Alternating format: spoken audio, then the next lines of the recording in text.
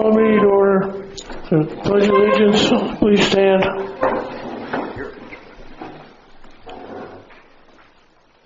Allegiance to the flag of the United States of America and to the republic for which it stands, one nation, under God, indivisible, with liberty and justice for all.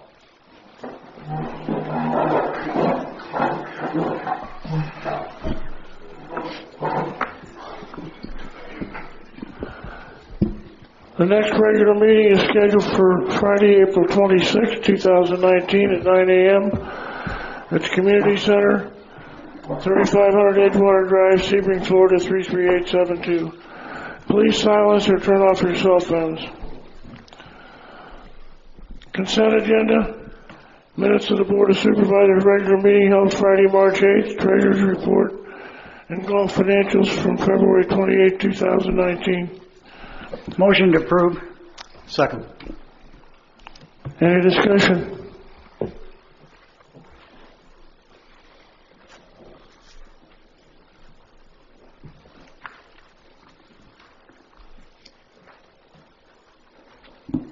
Chrissy? I'm sorry, any public comment? I'm missing my question. Okay. Supervisor Stiegel? Yes. Supervisor Brooks? Yes. Supervisor Gilpin? Yes. Supervisor Hotelling? Yes. President Branson? Yes. Action agenda. Audit presentation from McDonald and Company.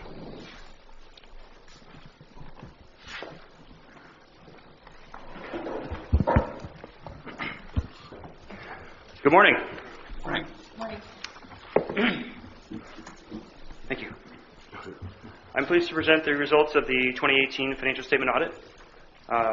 It was another good year. We had good results working with the staff. Everything's going smoothly in the finance department.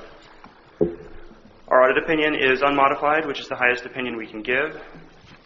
We saw a decrease in the general fund, a very small decrease of 4.3 million, which is an extremely healthy reserve, representing 130% of the 2018 expenditures.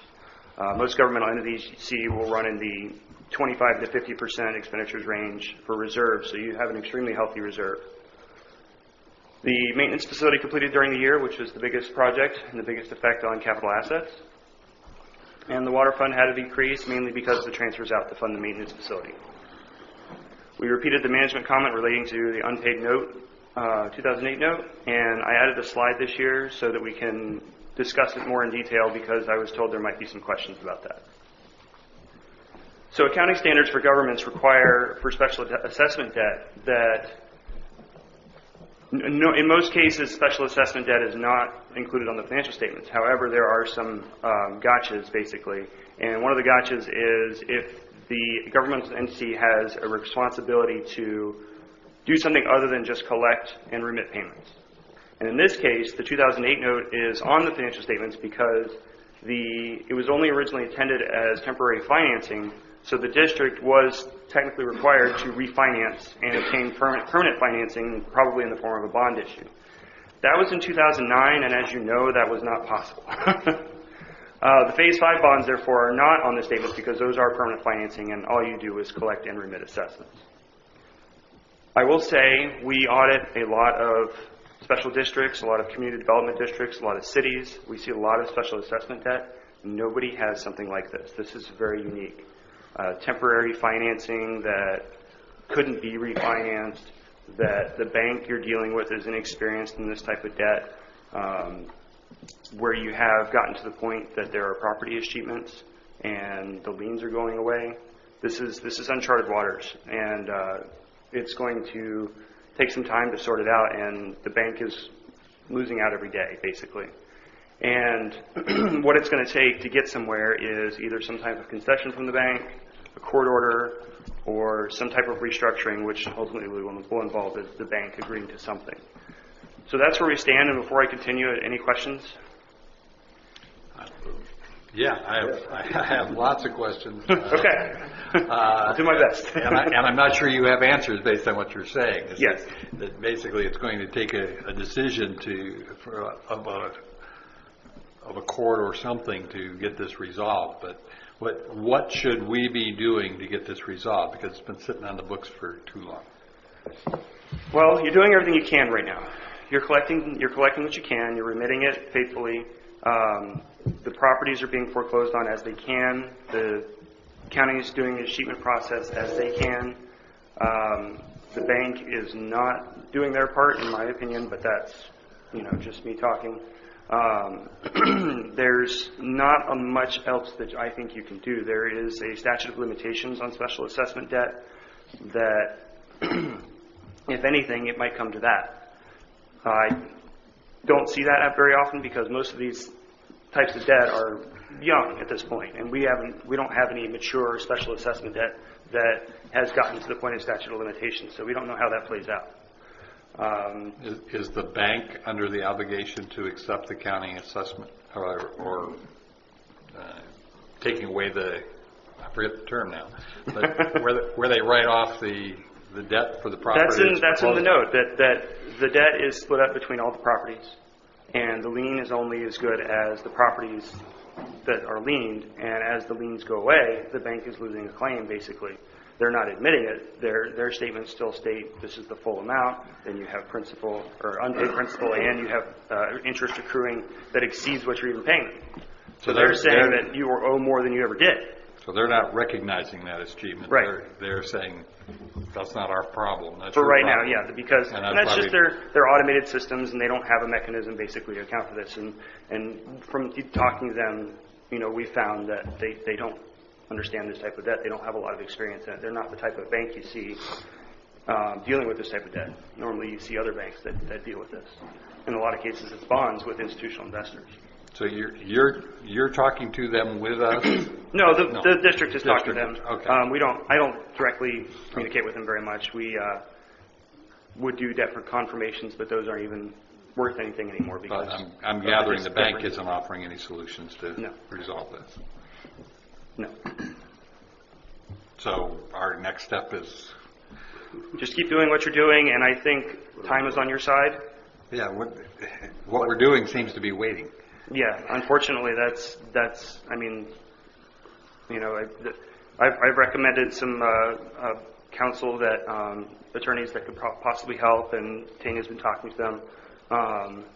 There's maybe opportunity there, but that's outside of my realm of expertise because then you're getting into the legal side of it. I think it's important to note for those of you who are not eminently concerned with this that it specifically says in the note that Sun and Lake is not obligated to make the payments. That's correct. The district is not liable.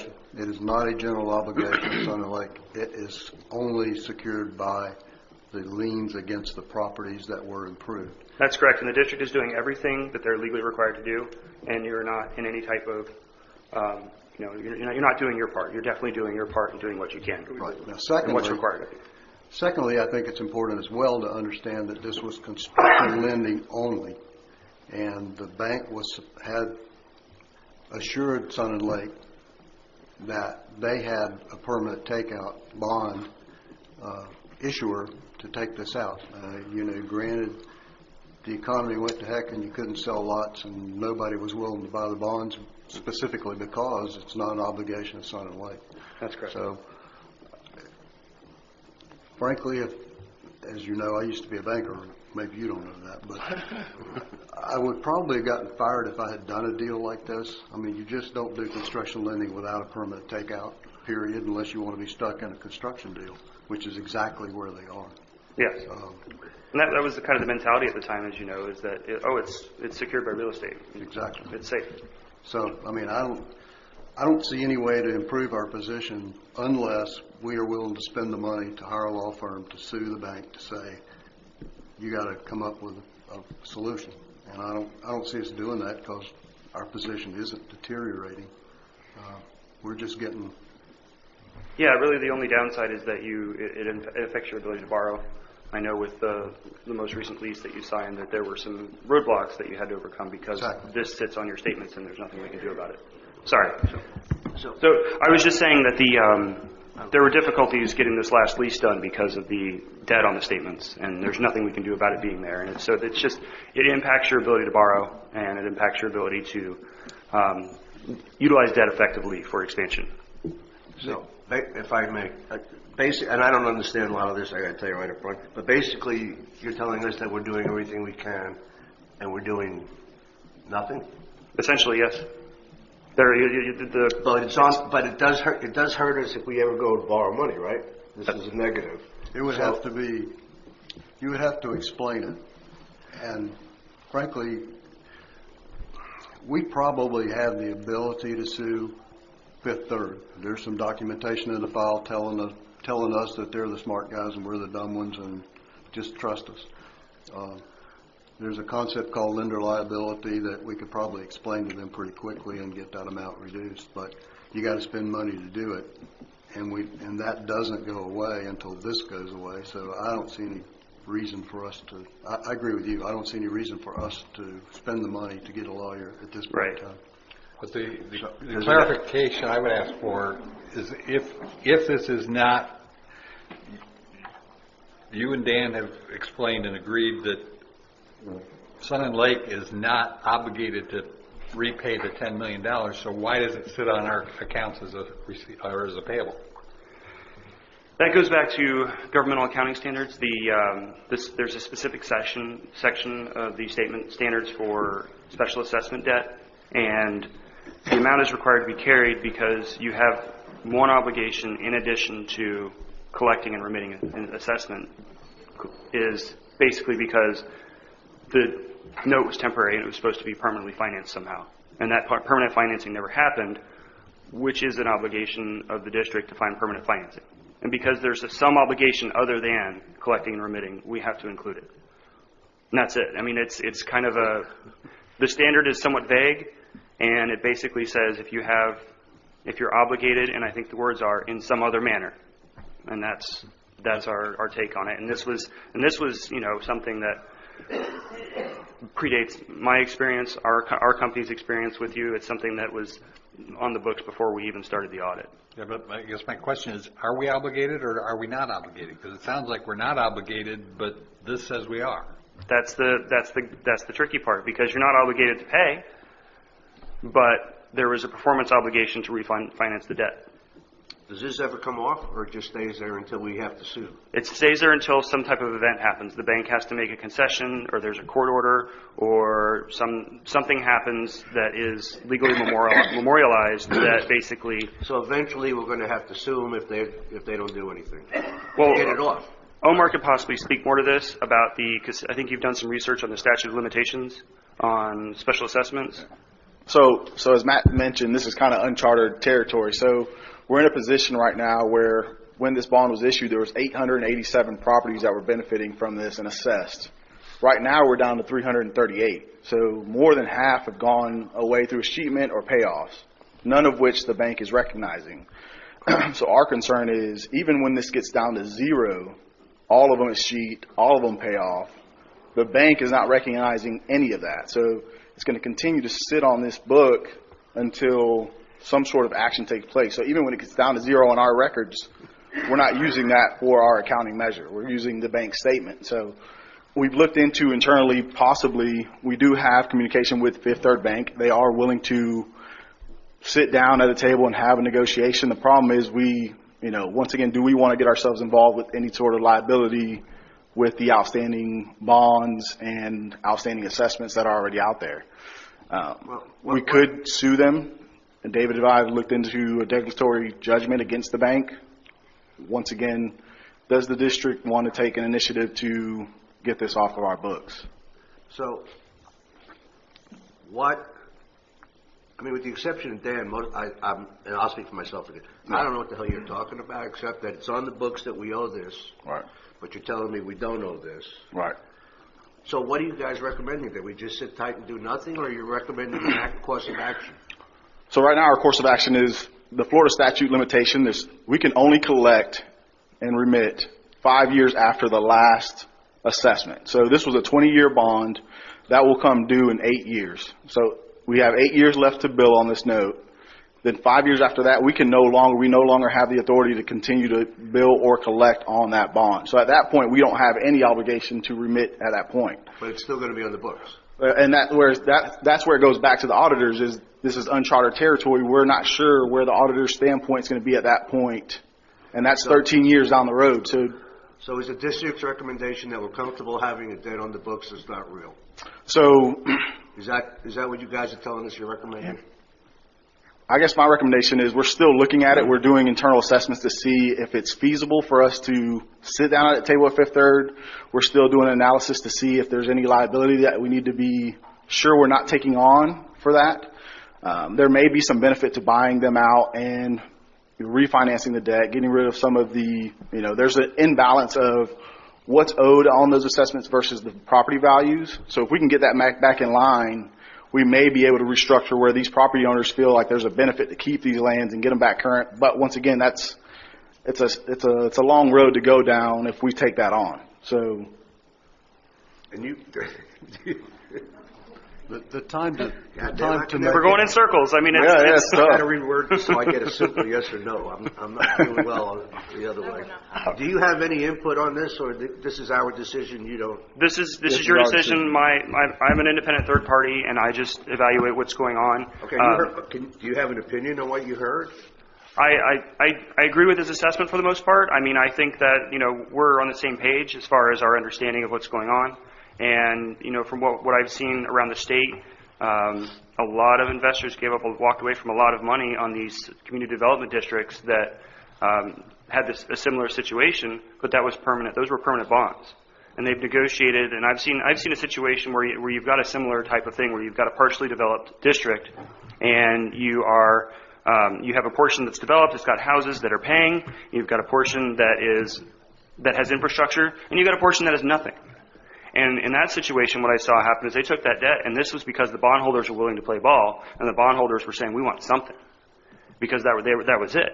And so what they did was they split it into 3 portions and allowed them to collect and at least get the money out of the good houses, give the developer time to develop where they could, and then basically the third part was essentially like, well, we're not going to collect on this, but we're not going to give up our lien, basically. But it's something that can be done, but you've got to have somebody who's willing to work with you. And the bank currently is not. So I know this is my 4th time I went through your audit. And I like the rest of them, with the first time we see this, we go, what have we been doing? Yes. But 4 years ago, Tanya and Dave told me the same stuff. I mean, it's hard for us just to sit here and not know, but it comes up every year, especially if we have new supervisors, because it just doesn't look like we're doing our jobs. But the bottom line is we're doing the best we can do. Yeah. That I will say this, that our position continues to improve as these things pay down. And at the point in time that they are all either paid off or escheated, that's the time you need to make a decision to get a declaratory judgment, which will be simple enough, or much simpler, put it that way, because you don't have the outstanding debts and you're not dealing with consumers and you're not dealing with any of the other stuff. It's just you and the bank. I would all but guarantee you that the bank has charged this off anyway. I mean, they can't possibly keep this on their books as a current asset. That had to have been done 5 years ago. So at some point in time, you're going to wind up with either a declaratory judgment, or you're going to get we'll take $500,000 and walk away, or whatever that number is. Mm-hmm. But at this point in time, our best solution is to wait. And your situation gets better every year. Right. Now, I would not be opposed to us talking to Fifth Third, and if we could buy a $3 million note for $1 million, fine. But the issue is going to be, what's the property really worth underlying the payments that are still coming in? That's the real issue, and it's a moving target. It moves every month because people make payments, property values go up or sideways. So I mean, there is not a simple or yes or no. Just not. I would agree that there's not a simple yes or no. The question is, I just am not comfortable continuing to sit, showing that we've got a $10 million debt that we don't have. And, clearly it would be great if we could sit down with a bank and get this worked out. I'm not anxious to get into litigation, but I sure would like to see us do something to clean this up sooner rather than later. I hear they can't do anything to collect it, but it's still sitting out there as a black mark on an otherwise good district. I don't think any of us like it. But it was what is. I mean, you can't undo what was done, and we are where we are, and the best thing for us to do is figure out the best path forward.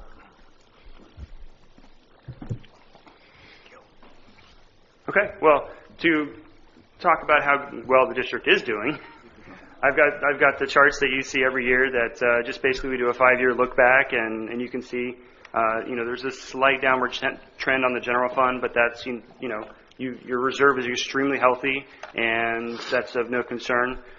If anything, you've got money to spend, and so this is a good situation to be in. You're prepared for disaster. You're prepared for emergency. You're prepared for unforeseen circumstances, and that makes, as an auditor, that makes me happy. Here's the revenue and expense trend. You can see that this represents essentially that the budget has been mostly balanced for the last 5 years, with a surplus in 2014. So that's again good fiscal control, good oversight, and basically a healthy situation. Here's the water and sewer fund. We have the surplus in the last 2 years, and you can see there also as well that the water fund is doing well. And here's the net position of the water fund. You see the dip in the last 2 years as a result of using the reserve to build the maintenance facility. And that's it. Any further questions? No, thank you. All right. Thank you for your time. It's been a pleasure. Thank you. Thank you, Matt.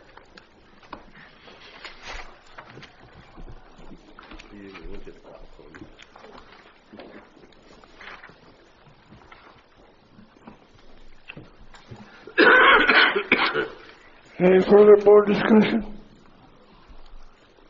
Public comment?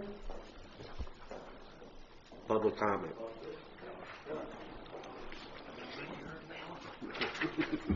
Morning, Bill Norcross. This thing comes up every once in a while. We're not always familiar with the $10 million debt here or a note. And I think probably maybe a little explanation. I heard something about it, but out here we're looking at a $10 million note. It's been hanging out there for quite a while, as Mike said. And what do we actually do with it? It's in limbo, and just let it sit there. Omar said, well, maybe the statute of limitations will come up, but I just don't know that how this could possibly affect your borrowing in the future, because you owe money and it's a lien. You know that, Dan, being a banker, that you don't always get the best rates if you owe money. So maybe it's a good idea if you try to clean it up as soon as possible, at least see the end of the tunnel. Thank you.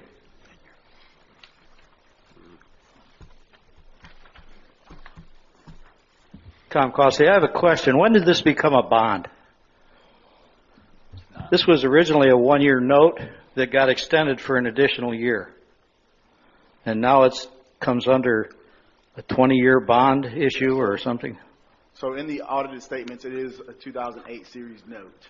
The term bond has been thrown out there because it was the Unit 16 bond, area A and C, but in our financial statements, it is a short-term note that was issued in 2008, so it's not technically a bond.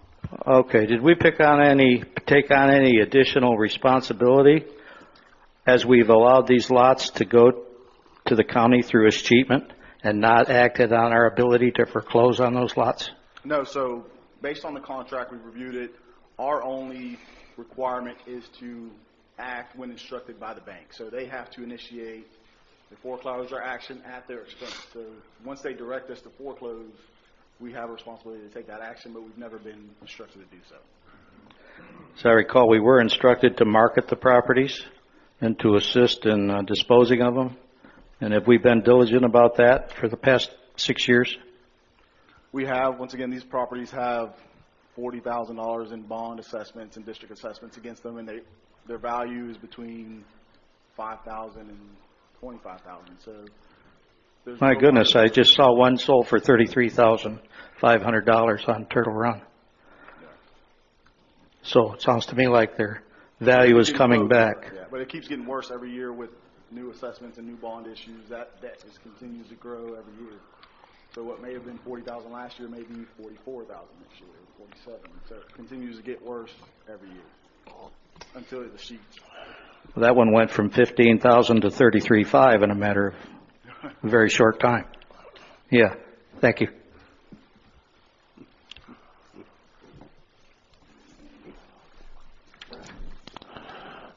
Okay, next item.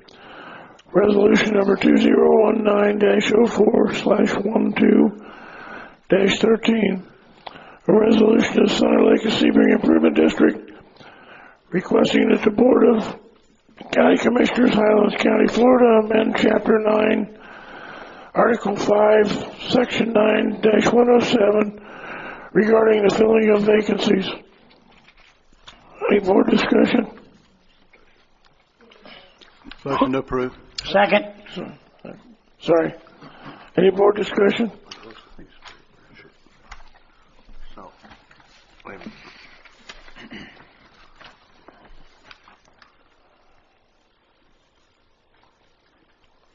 Okay, so I just want to make sure that I got this right. Highlands County, I mean, this is, Tanya, based on your email to me. Highlands County, the governor's office appoints if they need to replace somebody, right? No. Governments follow state, Right. state statute. But Avon Park, Lake Placid, and Sebring, the actual boards appoint their own people. Correct. Okay. Any public comment?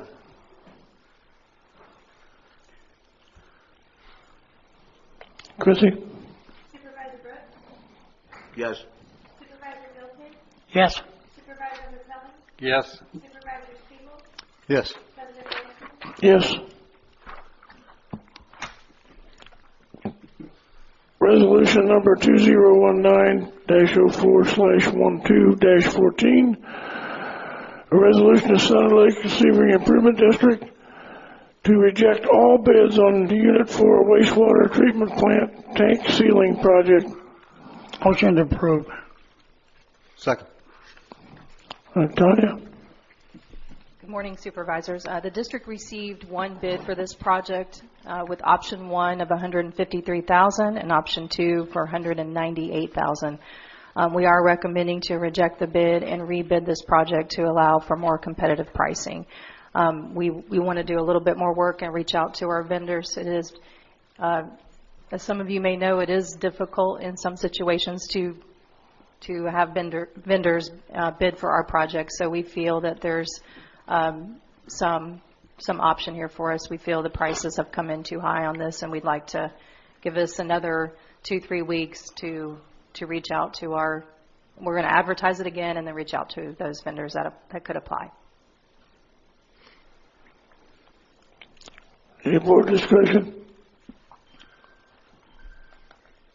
Public comment? Chrissy? Supervisor Gilpin? Yes. Supervisor Hotelling? Yes. Supervisor Spiegel? Yes. Supervisor Brooks? Yes. President Branson? Yes.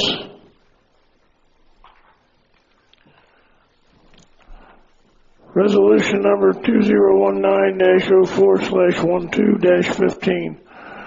A resolution of Thunder Lake and Sebring Improvement District to approve the second addendum to the road drainage and utility service agreement with Tanglewood. Motion to approve? So moved. Second. Board discussion? just want to be sure I understand this correctly. All we're doing is changing the name from Juniper, whatever they are, to Tanglewood. Yes, technically, that's all we're really doing is verifying that the new entity name is the one that's the successor in interest, which is what they are.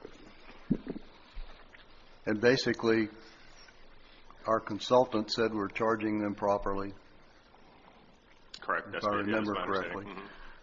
So, okay, that's enough. Yeah, I mean, if we can I can go through. I got a timeline here. Back on August 31st, I gave General Counsel a report, confirmed that we had a meeting. Tanya and I, we were going to reach out to Tanglewood. Then on September 14th of 18, we reached out to the new manager, and then we were trying to schedule a conference for mid to late October and have a potential proposer by the second meeting. Then on September 28th, I confirmed that I spoke with the general manager of Tanglewood, and he was coordinating with the regional manager in October to negotiate. In November 9th, I spoke with the CFO, and we requested additional information, and that we were going to schedule a meeting once that information was sent. That information got sent, and then on January 11th, confirmed that I was going to create an addendum to update the name of the owner of Tanglewood. January 25th, Supervisor Brooks asked for an update, and I confirmed that we didn't have any updates since the telephone conference, and I've agreed to reach out to Tanglewood by the week of January 28th. February 22nd, Supervisor Brooks asked for another update, and I confirmed that I had been in contact again with the Vice President, mentioned the addendum. Supervisor Brooks asked if there were any revisions to the contract, and stated the addendum was to correct the ownership name. And then on March 8th, confirmed that would be on the agenda for today's meeting. But basically, we are in essence, contract that has no end, Correct. It's a perpetual contract. that we're changing the name on. And if we unilaterally try to amend any part of it, I mean, we don't That would be have- a breach. That's Any a breach amendment of the requires agreement of both parties. So they would sue us. Potentially, yes. Okay. If you're going to give me the calendar, you should really go to full explanations. I happen to have prints of what was actually said at the meetings. The whole thing started with assessments, and I said, do you think we can get any more money out of Tanglewood? And I think that's how the whole conversation got going. And I believe you guys said, yeah, we'll check into it and we'll get back to you. I can read you verbatim if you'd like, but or quotes, but I'd rather not. I don't think it's totally necessary. But basically, you guys said you were going to get hold of Tanglewood, have a conversation about renegotiating the agreement, which included financial renegotiations. And that is in here, if you want me to read it to you. Okay. And all I see when it came back was, one, to Dan's point, you changed the name, and that's it. We didn't change any conditions. What happens if Tanglewood buys more property? Are they going to be under the 1996 agreements?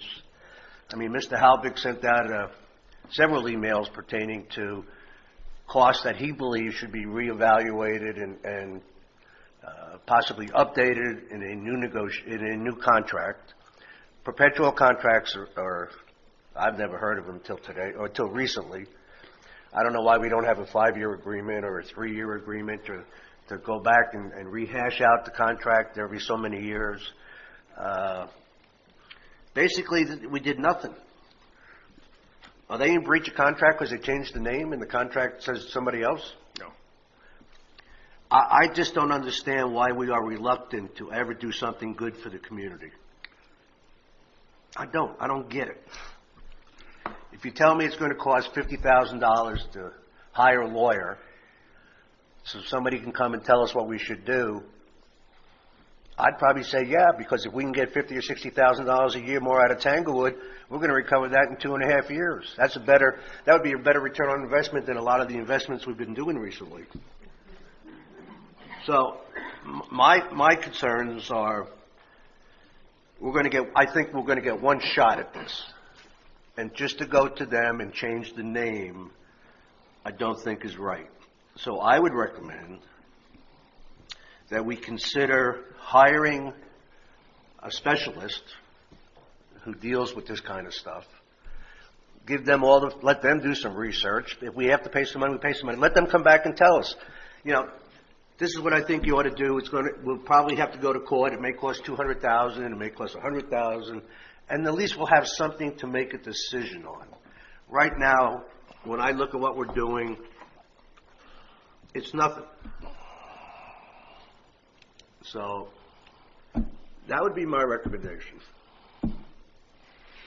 I can go into a lot more details, but probably not worth it. And my question, following up on that, where I'm unclear, is did Juniper sell to Tanglewood, or is this just an internal reorganization of the group that we had? My understanding is it's sort of internal reorganization. I believe that the company that owns it now was like a sister company.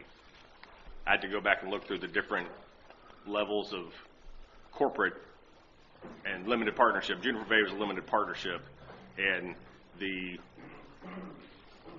I'm trying to remember exactly, but I think that the owner of that limited partnership also solely owns the entity that now owns Tanglewood. So it's effectively renaming, but renaming to a company that already existed. Okay, and so it wasn't so much a sale as some kind of internal manipulation. Correct. For their purposes, but legally it is a new entity, Correct. And legally this would be the opportunity to say, okay, our contract was with Juniper, we're going to have a contract with you, and we need it, rather than having a perpetual contract, we want a 5-year renewable or a 10-year renewable or something with limitations on it. And that would be the time to do that. And how would that be a breach, since our agreement is with Juniper? Well, that already happened. I think that happened back in 2008 is when that transfer occurred. So we've effectively been working with the new organization since 2008, even though the contract was with Juniper. So this has been a long time. And the contract says 2 successors and assigns, which is what it is. It's this contract is effective on the successors and assigns. I mean, if Sun and Lakes got absorbed to somebody else, arguably they would be bound by the same terms and conditions of the contract. So both sides are bound? Correct. Mm-hmm. Okay. So then we can't renegotiate. Right. Well, we can, but both sides have to agree. It's just that simple. We can't agree. But it would be a breach if we said we're not going to honor it because we agreed to honor successors. And what happens if it's a breach? They have the right to sue. I'll take it, Junior. We're being held up. Y'all can. I mean, I think the 1996 agreement made it look really good at that time. I'm not so sure it looks very good for us right now. Your arguments with the people that signed it in 96. Yeah, I mean, it's sort of like this deal we just talked about on the audit thing. I mean, you don't have to like it, you just have to live with it. We're legally and ethically bound to honor our contract, and it is a legally valid contract. So like it or don't like it. We haven't even tried. We haven't tried. All you did was come back and tell me we're going to change the name. Do we even, I mean, according to your notes or some of the words here, I mean, you talked to Mr. Schumacher. This is on November 9th. Mr. Schumacher advised an email was received from Stephen Braun, Chief Operating Officer for Tanglewood. Mr. Braun requested information that he is working on. Once completed, he'll try and start a meeting. What was he working on? Just changing the goddamn name? Well, we sent him all of those. We sent him the 96 agreement and the first addendum, and his legal team probably saw the same thing, is that this is a perpetual contract and we're both legally bound. And as long as they're willing to keep up their end, which is maintaining the roads and maintaining the drainage, they don't have to pay any more than they're paying. So the only way I think we ought to hire somebody and let a specialist come and tell us that. Well, the Attorney General did, but yeah, I don't care about the Attorney General. We spend enough money around here. We can spend another $50,000. Go have somebody tell us this. I don't understand. You're telling me that we have no recourse on anything ever. we have recourse if they breach the agreement. if we breach the agreement, their recourse is to sue us. We don't have any grounds to renegotiate because we signed an agreement 20, 30 years ago that says we'll abide by this and we will assign it and you can assign it. And what happens if the Florida law has changed? If the state law has changed, does that have any effect on it? No, that's basically what the Attorney General opinion says, is unless a law is applied retroactively, which this law is not, this contract predates the 513. A point of negotiation would be if we were to sell them additional property and they expanded it, then that would be a point where we could renegotiate. Because this technically only applies to this, the group of property that's subject to it. If the property changes, then obviously that new property would be, we could do something different with. That's the way I understand. I can't answer that. I guess my last question, and then I'm done with this subject, is why did I wait 8 months to find out we can't do anything? Why didn't you just tell us up the front, at the beginning? Well, because we did actually have talks with, What did we talk to them about? About potential renegotiation things. On what? On the pricing, on the road maintenance, on the drainage, but if they're willing to renegotiate, we can renegotiate all day long. If they're not willing, I thought originally you were going to come to the board before you had a conversation with them and tell them what you're going to talk to them about. That's what it says here. Is that so? You just went ahead and told them what you wanted. No, I mean not specific things. I said the different negotiation points. And my guess is, I don't know this for certain, but my guess is he says when he reviewed the actual terms of the contract and addendum, he saw the same thing that I saw, which is, we're both bound, and it doesn't benefit them to change. So why renegotiate something that's not going to benefit them? It's just my opinion. I've run into this in the past with the problem is when you've got a perpetual agreement, there's no point that you can renegotiate with any strength. And unless it benefits both parties. Yeah. As in selling them additional property. Then you'd have impact fees and you'd have a lot of things. So they're not willing to update it either, right? It would cost them a lot and they've got no incentive to do it. I think it is important to remember that our consultant said you're charging them an appropriate amount for the services we're providing. Now, at some point in time, maybe the impact fees were incorrect, maybe all that sort of stuff, but that's not up for negotiation. At some point in time, if it expands, it will be, and that's the time that we renegotiate the whole deal. If you want this, you got to have that, yada yada. But at this point in time, we're just kind of sitting here. You don't have to like it. You just have to live with it. And keep it in mind when we negotiate contracts in the future. Exactly. And just so everybody out there knows, Tanglewood pays about $250,000 a year. Just so, for your information. Yeah, they probably should be paying close to $400,000 a year. In your opinion. Again, our consultant said they were being charged an appropriate amount. I'm just happy that we're flush with money. I think that's great.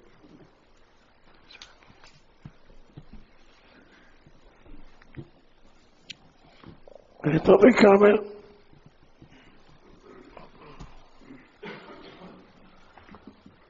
Dave Albig, resident. You don't have a contract with Tanglewood MHC LLC. You had it with Juniper Bay. The only thing that was changed in this thing was the word perpetual was added. I don't care if they expand again, it's perpetual. There wasn't even a number changed in this thing.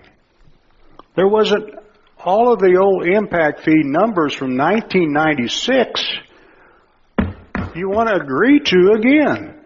Hell, they only paid for one expansion, or for the initial 500 lots. Nobody can find any record where they paid for more. We got hosed there, and there's either some special interest stuff going on here, or we got gross incompetence on our legal opinion on this thing. In my opinion, and there's a section in his contract about reassigning.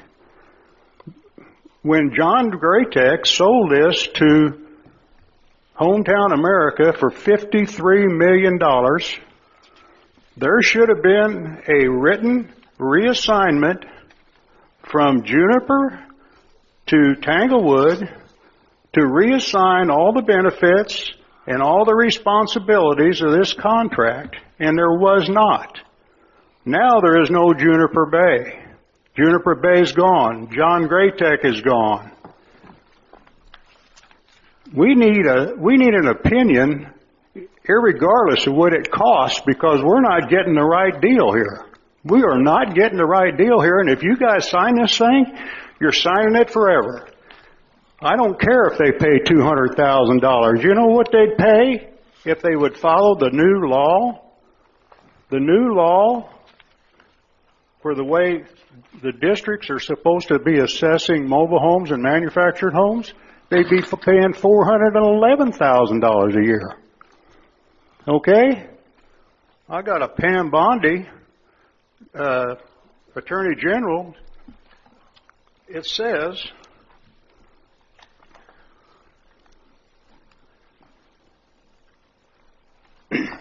the district must assess mobile homes and recreational vehicle parks in the same manner as hotels, motels, and similar facilities. That's $385 a unit per year, 1,096 units.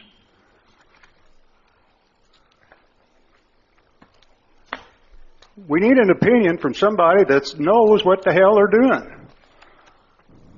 And whatever it costs, and you can laugh and smock and smark all you want, buddy.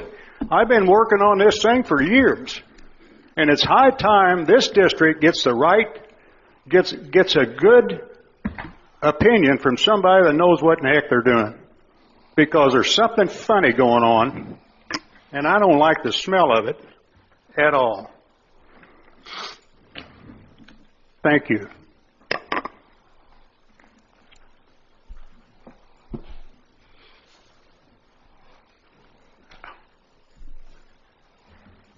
Good morning again, Bill Norcross, resident. Tanglewood has always been some kind of a problem. As I remember sitting out here in the audience and with Mr. Graytech when they were in the arrears of $50,000 for their water. And I don't know what the exact resolution of that past tense bill, whether they ever paid it or not, but it just seems that they are, as Dave Halbig said, I think they're being under-assessed a little bit, and I think they should be paying a little bit more up to date. I mean, we pay a lot of money to the county. Our local taxes are reasonable, but I just think this, I think their taxes on their county, it's a medallion type of thing, and it's a lot less expensive, even though they're paying higher rent. I understand that. But I tell you, I think that Dave had an idea that they should be more up to date in their evaluation and taxes. Thank you.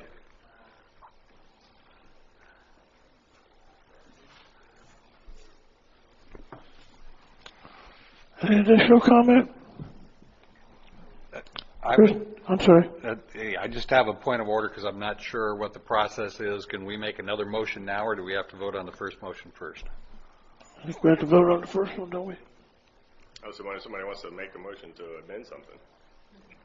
You can amend. Make a motion to amend. Go ahead.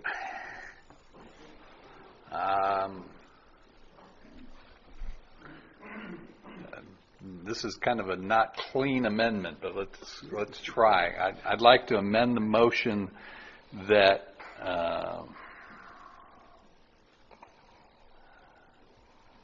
I'm not sure how to even word it, but I think it would behoove us somehow to get an outside opinion before we approve this new language, so that This is probably if there is going to be an opportunity to clarify whether or not we can renegotiate anything, this is our opportunity. If we don't do it here, we'll never be able to do it. So a little delay to get an outside opinion isn't the end of the world. So I don't know how to word that as an amendment, but I would motion to table it until you can obtain an outside opinion. okay. Motion what? Motion to table this resolution until an outside opinion can be obtained. Okay, So you get to that would make be that my motion. Then someone needs to make a second. I'll second. Now there needs to be a vote on that motion. This is a vote on the amendment. After public comment, Any further board comment? Public comment? Just for clarification, the review that you're speaking of, you want a review of the entire contract, or you want a review of the Tanglewood rate? The entire contract. Entire contract, okay.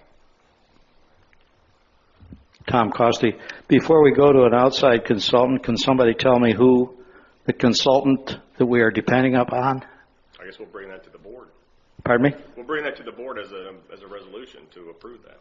No, you said that our consultant, somebody said that we're doing what our consultant told us was the right thing to do.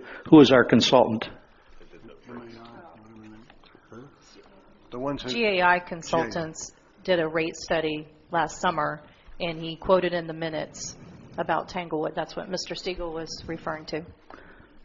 Okay, I thought one of the things he said, I thought he said that we could create a new category of assessments for them, that would be possible. Did I misunderstand that? You don't recall? No, you didn't. The board does set the assessment categories, and this is kind of a unique segment of Sun and Lake. They're reselling our benefits to homeowners or to parcel owners over there, to homeowners, personal property owners, I guess they're called. Thank you. Tanya, would we have to redo our whole rate structure again if we did change the rate? I'm not sure it's even an assessment conversation. I think what we're looking for is a total look at the contract and recommendations on what, if anything, can be changed. It may be assessments, it may not be. Right. I don't know. So you're looking for an attorney to look at it, is that correct? Let's see if there's any way we can... I just want to be told, I'd like another opinion on what options, if any, we have. And we may not have options. That may be true. If we move away from the unimproved per acre rate charge, then that would change the structure of how we bill Tanglewood if it's a per unit rate. So we'd have to redo the whole thing? No, we wouldn't have to redo the whole thing. No, We would just create the a rates new... would be on the adopted sheet by the board, so it would just be something that the board would adopt as recommended by the consultant. But what you're asking for is a legal opinion from somebody other than David. A specialist in this type of law. Right. I mean, the agreement's 23 years old, so, I think a look at it in today's world before we make a decision, I think is a good thing to do. I'm generally opposed to perpetual agreements, and we've got one, and if there's a way out, this is the only chance we're going to get. I think we're throwing money away, but fine. It's hopefully not going to be a large investment. We can put a cap on it if you want to put a cap on it. I would assume we could keep it under the $25,000 bidding requirement. I'm assuming that too. I was thinking more like $250. Yeah, it's going to be a little more than that. Legal. This is crazy. All right, so there's a motion and a second, and there's been public comment. You did graduate from law school, didn't you? Supervisor Hotelli? We're voting on the amendment. Voting to table and seek outside counsel. Yes. Supervisor Stiegel? Yes. Supervisor Brooks? Yes. Supervisor Gilpin? Yes. President Francis? Yes. Motion on the table. we'll get some numbers about potential review costs. Bring it back to you. Okay. Discussion of the World Design Marketing Creative Work Plan document. Yeah, but that's not a reason to waste more money.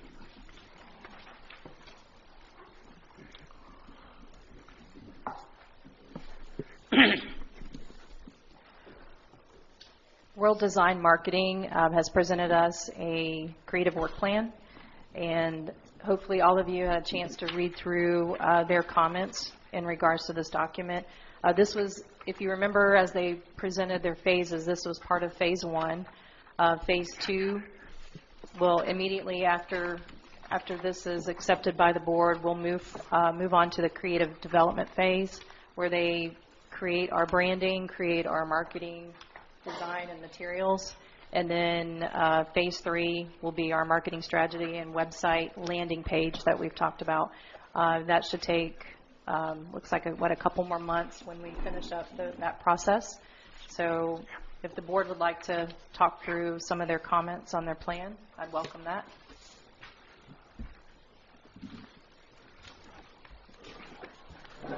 Well, like I told you yesterday, Danny, I went back home and read it again. I guess I'm okay with it, but this, a lot of the things in there I'm kind of skeptical of because I guess I have a different opinion of what Sun and Lake is, so I would expect that, but I'm willing to go forward, but I hope the board can stop stuff that I don't particularly agree with, but it just seems like we're trying to be. Sun and Lake is a golf community and a recreational community. It's very strong residential. It's a retirement community. As long as we keep focusing on stuff like that, I'm fine with it. But when we try to get, which I welcome younger people and so on and so forth, but I just think we need to go after what we can. And that's 55 and over or 50 and over, and retirement community, golf and recreation community. I personally would like to stay on that kind of a marketing plan because that's what we are. That's why I came here. I wouldn't have come here if it wasn't. So. And I don't expect somebody to agree with me either, but that's why I came here. So yeah, okay. And that's valid feedback, and having your feedback is important. The question I would have to follow up on that for direction to WMD is, would you have been more inclined to come here if it was a mandatory 55 and over community as opposed to being an open community that accepts all age groups? Because there are some. One of the comments we heard in the forums were that it was nice having multi-generational, which you can't have in 55 plus. It was nice being able to have your kids come and live with you when they're in transition, which you can't sometimes in a 55 plus neighborhood. So I don't know if it had made a difference. I thought it was when I first came here, 55 and over, but. And I think the real young ones we have here are renters instead of owners, which makes no difference. But well, it would if we were a 55-plus community. Yeah, then we but I meant as far as the young people that live in our community are mostly renters, and I'm talking renters 20s, 30s, that age group. Not. Yeah. We've had several people in their 40s and move in. That's great, but. I just thought it was 55. It didn't make a difference if it was, to me. But okay. I like the golf courses. I like the way things operated. And that's why I came here. Yeah, I think the concept that WMD was trying to express was that the multi-generation is good. The marketing has to be probably to the 40 up to get some of the younger people that are coming into retirement to be able to buy now and start coming here part-time maybe, and some would live here full-time, some do live here full-time. So it's just a question of how to focus that marketing. So if it's not the right direction, this is definitely the time to say that when we're putting the work plan together. But I'm willing to listen, though, and keep going, but I just hope we don't lose that focus. I thought they were right on. I didn't have any issues with anything they came up with, and actually I thought it was pretty good. Well, I read it differently. I didn't see anything in here that I didn't know. Right. That's a good thing. I guess is that a good thing? Then I read it right. I mean, this is the same thing that we paid $38,000 for so far. So I am most definitely looking forward to part 2 or phase 2, because I think that maybe we'll start to differentiate ourselves from what the information that Global gave us. But so far here, it's just a recap of what we've already known. So I'm excited about phase 2, though. And I agree with Ray, until we find out what the marketing tools are that they're going to employ and we see the results of that. We're looking at the same kind of a document we've looked at before, and we probably all could have written it.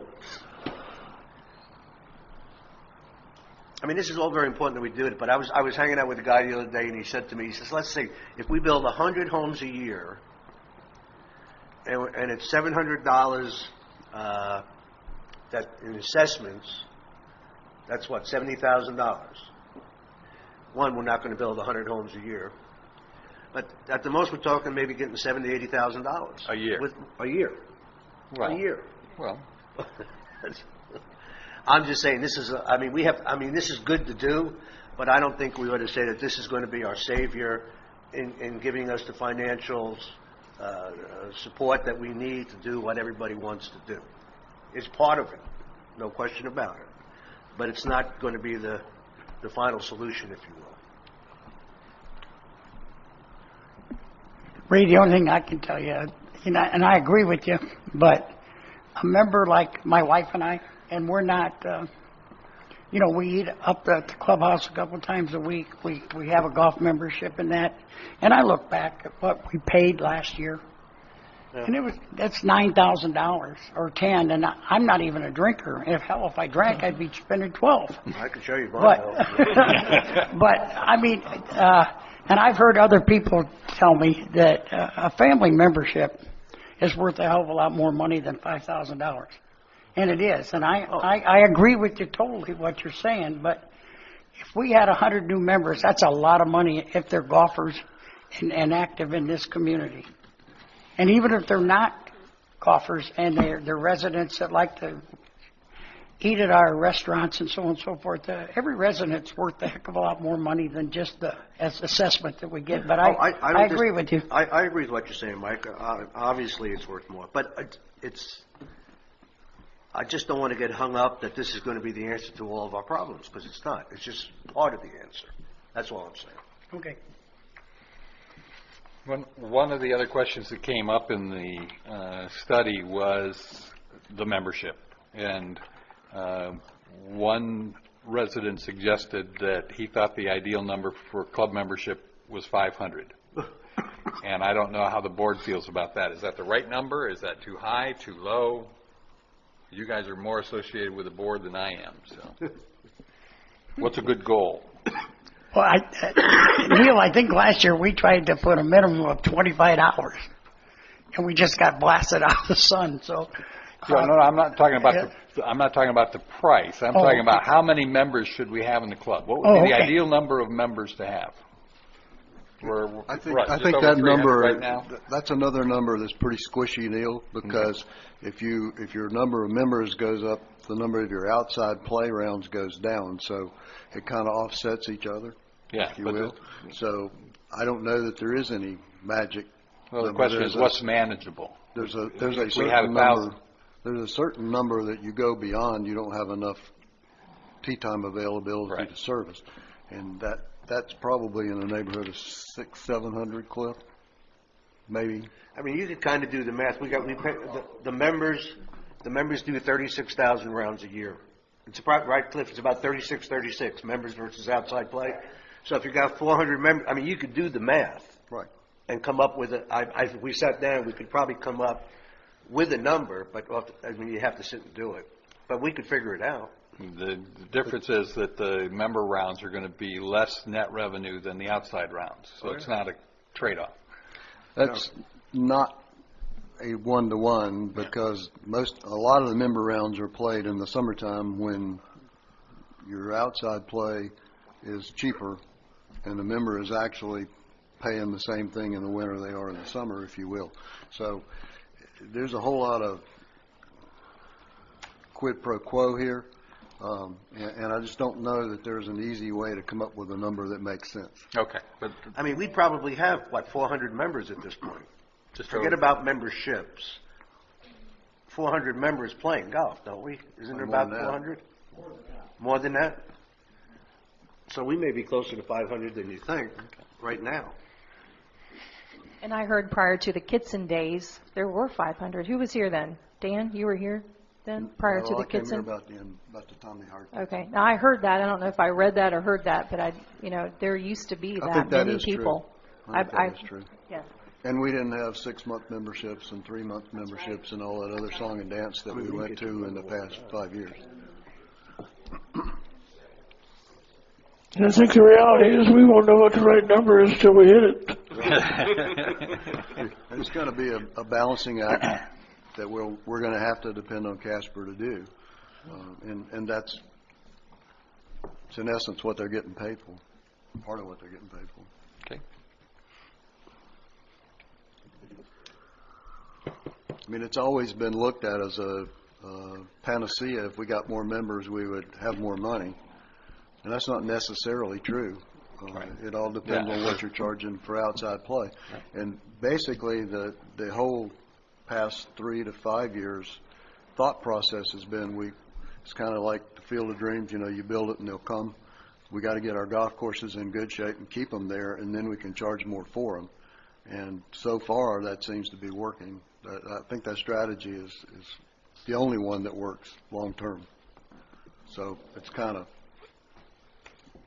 a squishy number.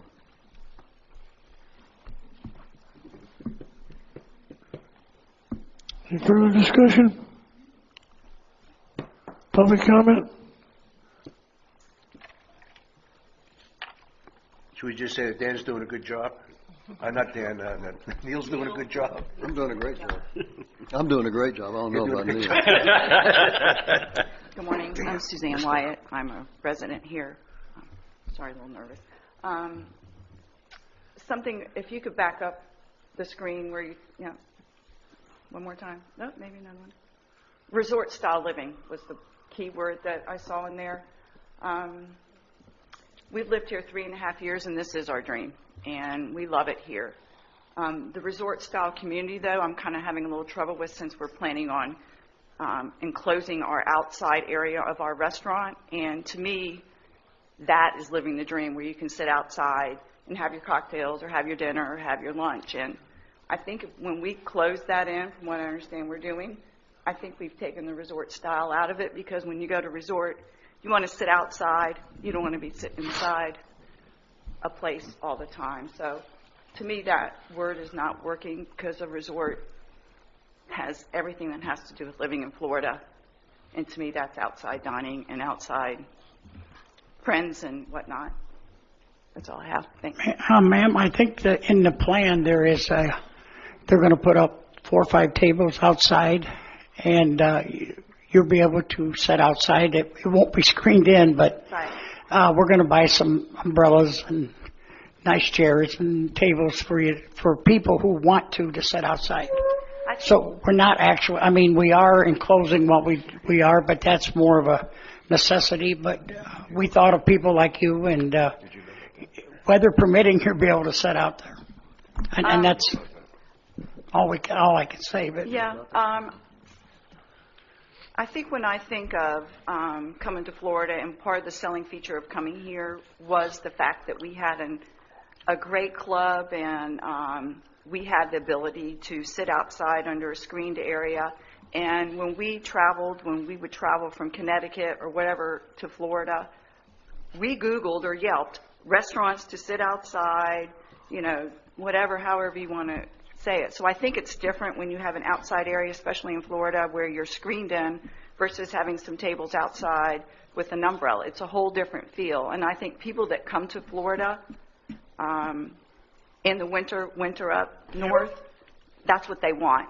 And that resort-style community word there, I think we're taking that away, because to me the resort is you have the ability to live outside all the time. And Thank you. Thank you. So, I just have, can I ask the dumb question? So, what was I supposed to, did I know, was I made aware of the tables going someplace outside? Was I supposed to know this yet?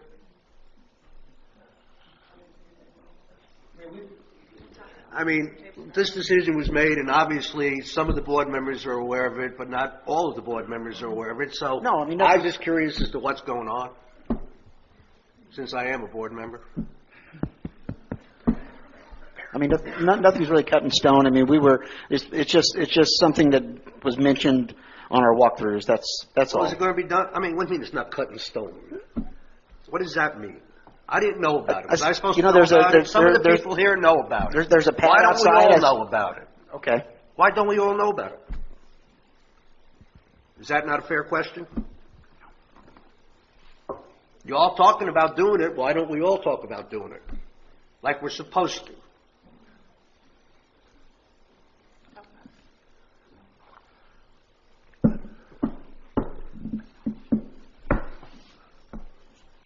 Anybody want to answer it? I'm open. I'm listening. Right. Anybody want to tell me what we're doing? My comment on that would be, I didn't know about it. I hadn't heard about it, but it doesn't have anything to do with what was already approved for the construction or remodel of the clubhouse. So it's not a part of the remodel of the clubhouse. It's an operational thing. It's not a bad thing.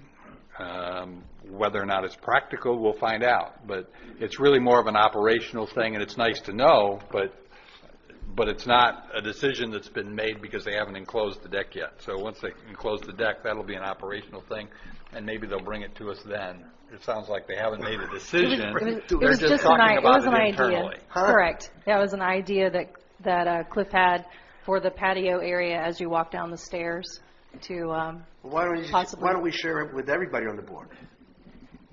Well, we're talking. Obviously, somebody on the board knew about it. So why doesn't it get shared with everybody on the board? Ray, I went through a walkthrough yesterday with them. That's when it was mentioned.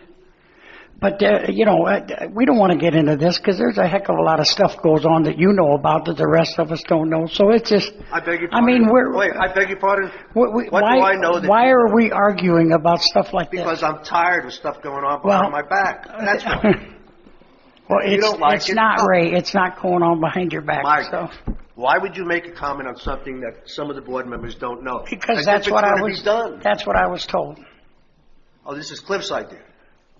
I don't know, but he's our general manager. But I think really, Ray, that this is a little out of proportion of what we're talking about. So, and you don't have to agree with me. I know.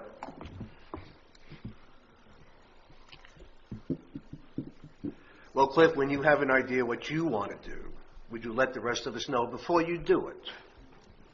I don't think he's done anything yet, and I don't think anybody's I said didn't say it was anything. done. I said when he has an idea on what he wants to do, to let us all know. We have talked about doing a patio. There was actually one of those, a discussion of one of those, what do you call that thing with the, yeah, pergola. That was part of the plan that we cut out, and underneath that was tables. At some point in time, I think that probably makes good sense. We just didn't have the money in the budget at the time to do it. I don't have any issue with tables and didn't know about them, so I don't really care one way or the other. Honestly, we're paying these guys to run the thing. I don't know why we wouldn't, and he hadn't put a table out there yet. I assumed he would talk to us before he did it. I think that was just an idea. Yeah, it was.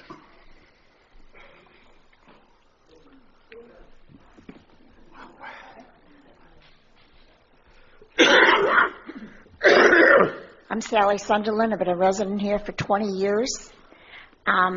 Came here not because I thought it was a 55 and older. I came here because it was a wonderful community. It's good to have people of all ages, and that's why we have recreational facilities for the kids, the young adults, and the golfers. My question is this remodeling of our club.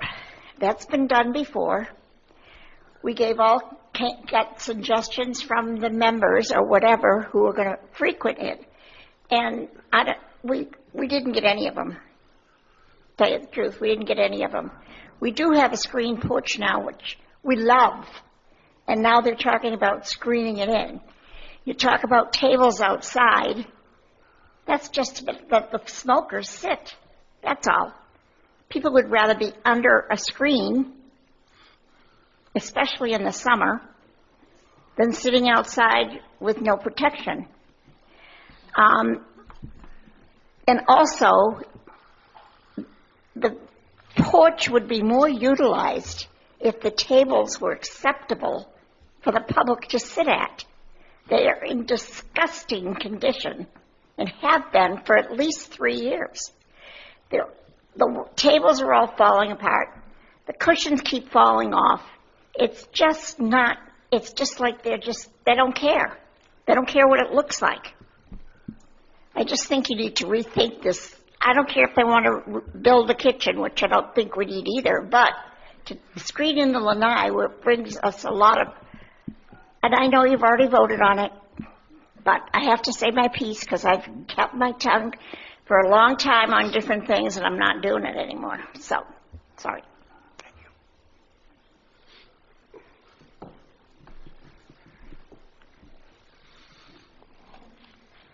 Any additional public comment? Off the subject. We're kind of off the subject now. Helena Degnan, resident. I wanted to say that I think the board is doing a good job, but I do think it's your job to oversee. I don't think it's your job to know if we're putting a table somewhere or moving inside flower plants or whatever. I do think that's the general manager's job. But in essence, let's leave everybody to do their own job.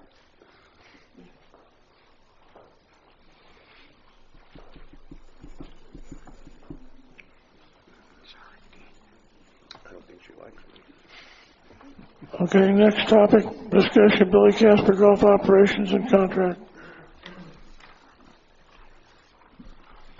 Board comment? I guess I'm first on the stuff that Tanya sent out, but basically, I think the lady's exactly right. We don't need to be monkeying around in the details of stuff, but I do think we have an obligation to make sure that we give Billy Casper Golf clear priorities as to what we want and what we don't want. And I don't think we're being fair to Cliff without doing that. There's a lot of energy around how often the clubhouse or the restaurant, in essence, is leased out completely to outside groups. It's one thing if you got residents in there or taxpayers, whichever way you want to call them, assessment payers, I guess. But our priority to me has to be the people that live at Sun and Lake and not some doctor's daughter getting married and we shut the whole thing down and tell residents, sorry Charlie, you don't get to come in. Saturday night is a big night for residents and members, and they're there, they're members, and you would think, well, okay, we're just taking care of members, but those people are buying dinner whether they're members or not.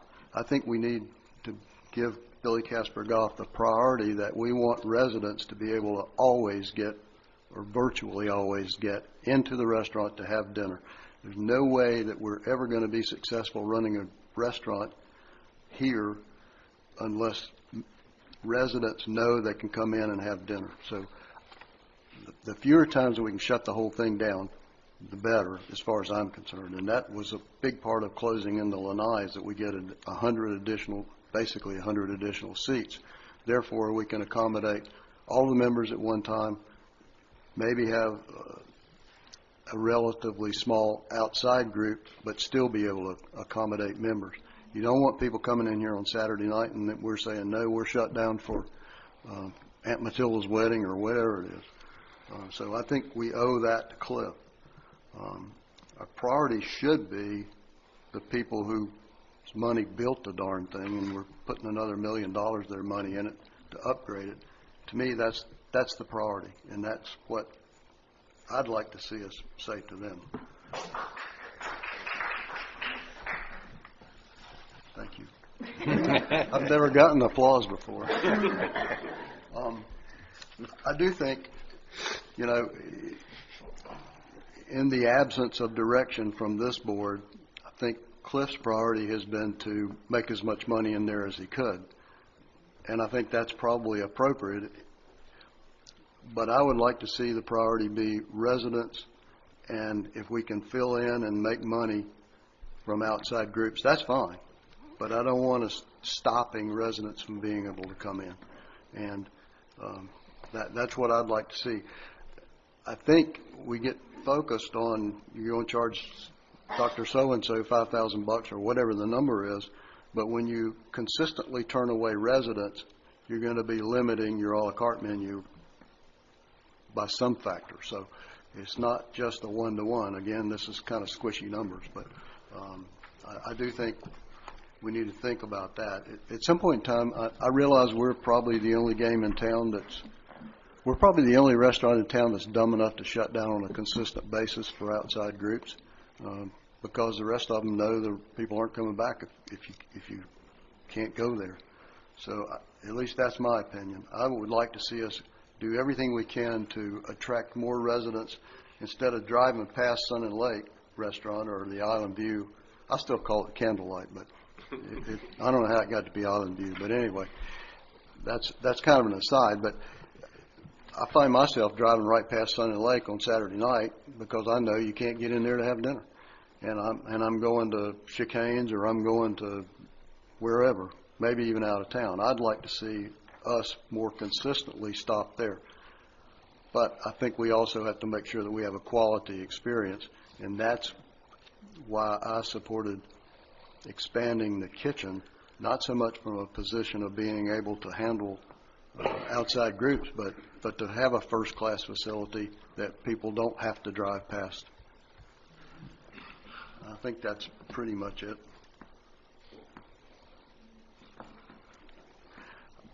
Also, while we're talking about Casper, I think you got an issue as well with the number of outside events that we let happen. We're consistently shutting down the restaurant and the outside and the golf courses for outside groups at the expense of residents who might want to play golf or who do want to play golf. So I think we have to have some kind of balance there. I also think, you can get hung up on the numbers of, okay, we charged these guys $1,000 for the use of the golf course this morning, but that particular morning you might have had $2,000 worth of greens fees, assuming that during season. Outside events during off-season, to me, are no deal at all. I think that's when we ought to have them, and I think that should be our priority. My 2 cents worth.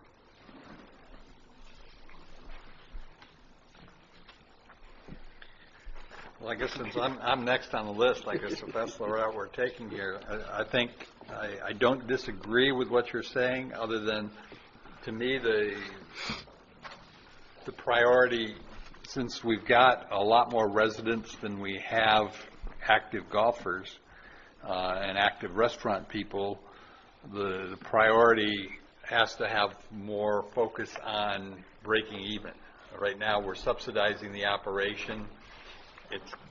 It's important to have the operation, and I'm not opposed to subsidizing it to keep it going, but I'd like to see our priority balanced to keeping the members and the current people happy with how we're operating, but working towards making enough revenue to offset having to subsidize it. So yeah, I agree with that, Neil, and I think, part of that needs to be we need to figure out how to run a real restaurant instead of being shut half the time. I also would say to you, though, that I think we have a lot of amenities here, the swimming pool, the tennis courts. I mean, you can run down the list, none of which make any money. So, I mean, it's kind of, what's the appropriate number? I don't know that we're ever going to get to a point where we don't have to put some money into the golf course or the restaurant, or maybe both. but the number needs to continually go down. That's my opinion. Okay. Well, I'm not sure the swimming pool and the other facilities don't make any money because there is a membership fee associated with them as well. But it's a big negative, I can tell you. Okay. There's more than just one hole out there. There's a lot of money gets thrown in it. Okay.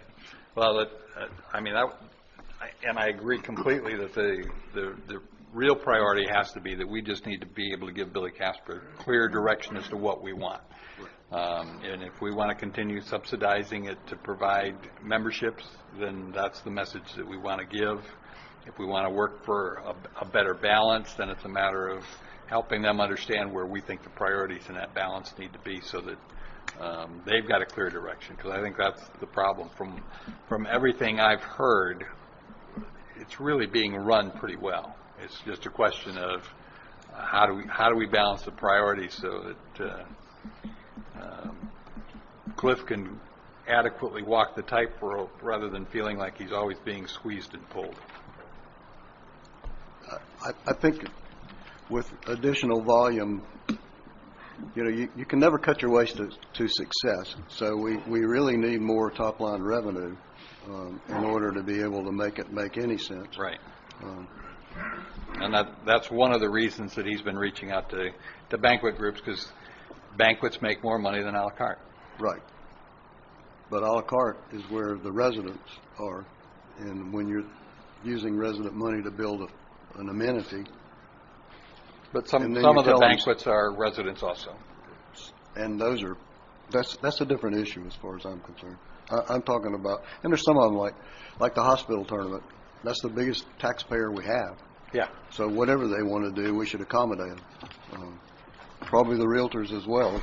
Even though they may not pay us a lot of money, they bring us a lot of people, or hopefully they do anyway. There's always a fine line to walk. I just don't want to. 5 years ago, 10 years ago, the focus was on let's cut as much money out of the assessment value going to the golf courses as we can, and our golf courses went like this, and the revenue went like that, and it just doesn't work. Right. It has to go the other way. So I'm a lot less interested in cutting expenses than I am in growing top line revenue.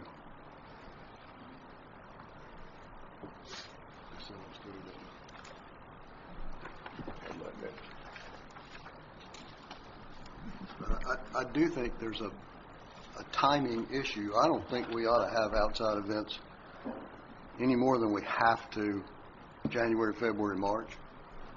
You can have as many as you want between April and December.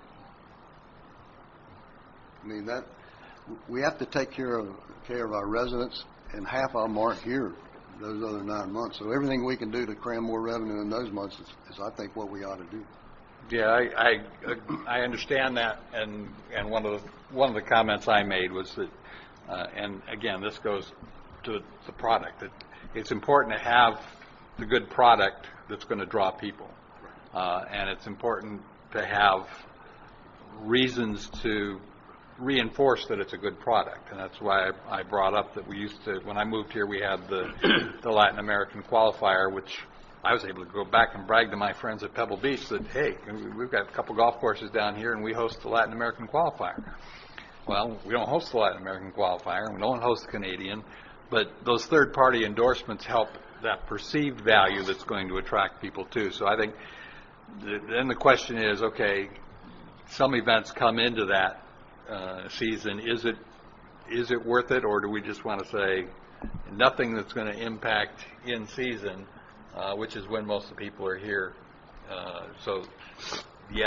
That's when we're going to be able to draw the most people to actually play the golf course and go into the restaurant, but it's also when they're going to see the third-party endorsement. So, it goes back to the balancing act. I wasn't on the board at the time, and some of you guys can maybe help me, but if I remember right, the Latino tour was basically a wash. They paid us $25,000, but if we had good weather, we made more than that. The Canadian tour, on the other, because it was in January. Yeah. The Canadian tour was in April. They paid us basically the same thing in a slow period. So we would love to have the Canadian tour, maybe not so much the Latino. So could we go back and negotiate that? That's what we tried to do. And That's had what no we luck. did. It was an all or nothing proposition from PGA.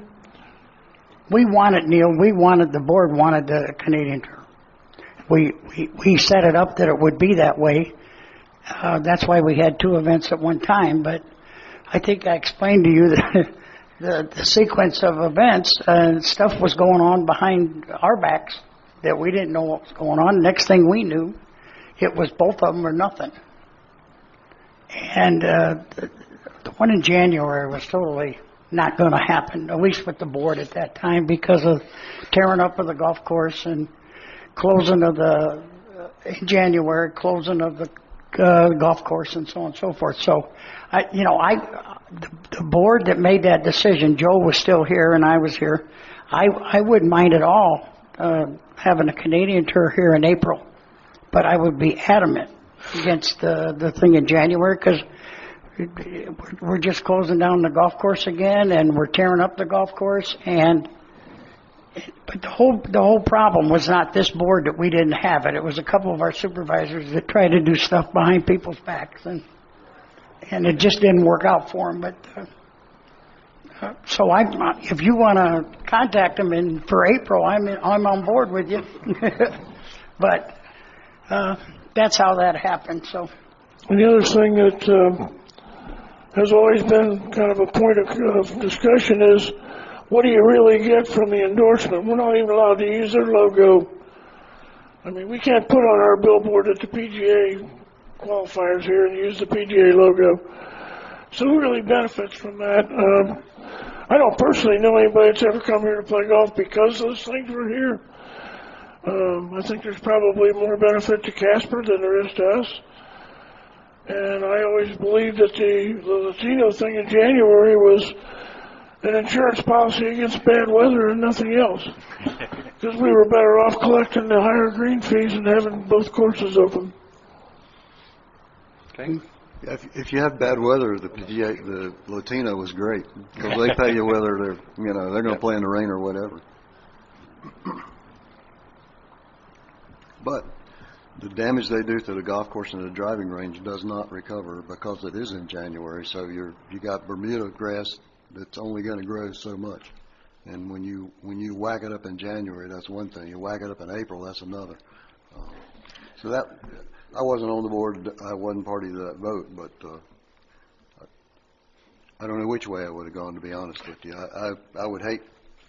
I hated to see us lose the Canadian Tour because I thought that was a good thing and a good timing. I'm not sure that the cram down, if you will, of have to take both was because they had trouble getting somebody else to take the Latino. Because, I mean, who in Florida wants to shut down your high season? I don't know. It's kind of the same discussion of the golf of the restaurant. And it wasn't. It's $25,000, but that's a gross number. That's not the net. I think the conversation on the tour is mute because we originally told them we were going to do it, and then we told them we weren't going to do it. And I think they're probably not open to talking to us again. Just one point of clarification. We didn't tell them we would do it. What the board agreed to do was allow Kurtzborn to negotiate. Kurtzborn told them we were going to do it. Well, then that wasn't the board's decision. That was Kurtzborn's. Okay, Sun and Lake told them we were going to do it. The board then says we're not going to do it. I'm just saying I don't believe they'll be very receptive to hearing from us. We'll try it. There's a reason they kept coming back before.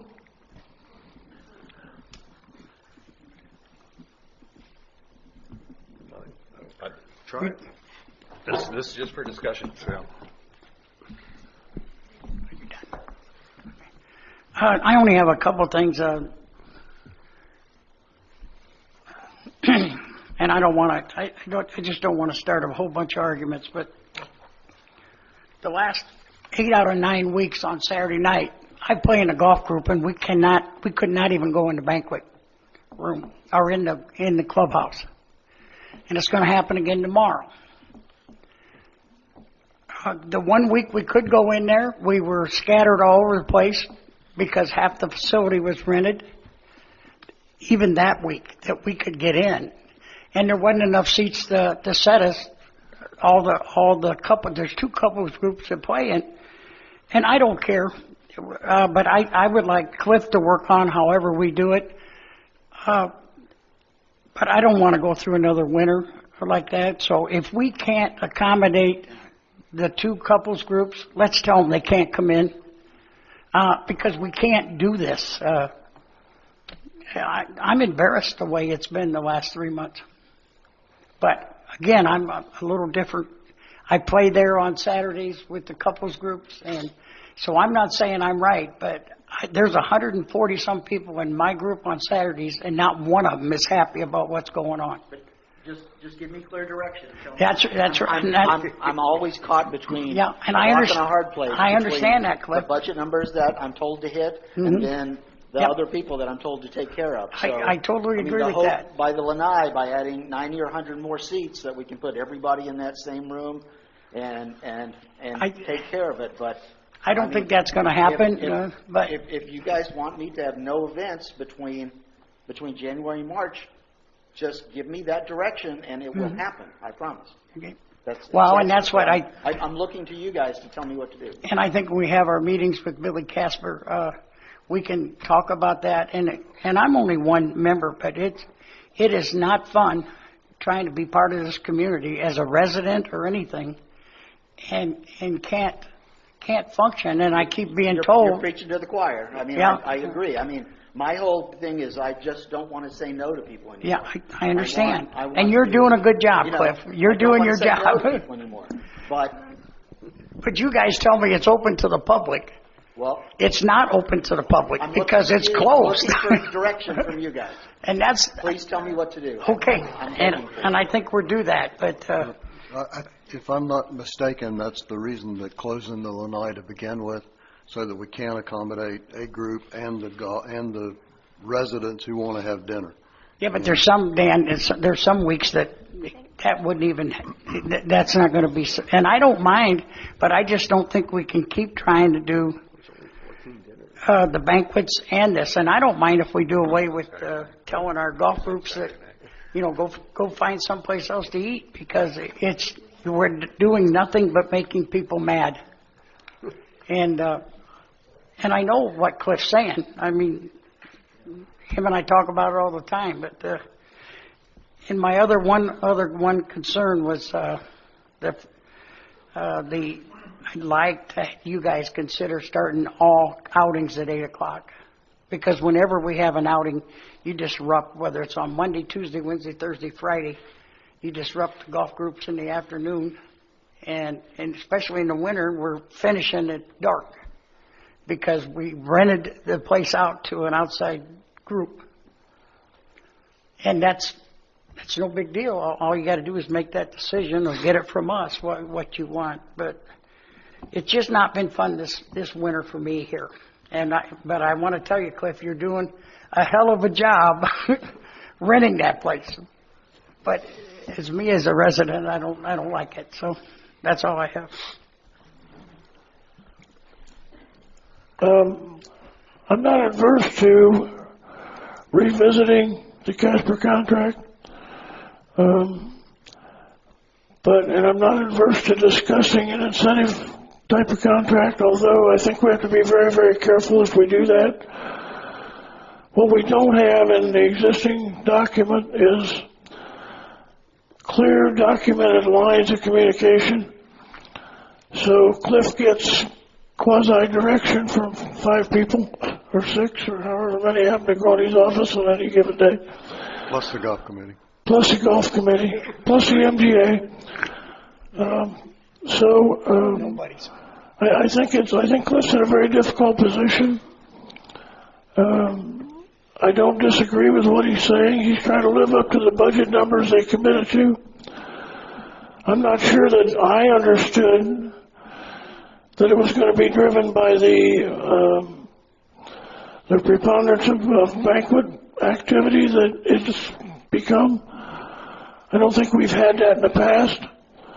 So I agree you've done a good job of marketing the facility and selling it for that purpose, but at considerable expense to the members and residents in terms of the facility being available. So I really think what we need to work on is how we communicate and establish the ground rules and make it clear so Cliff doesn't have to guess.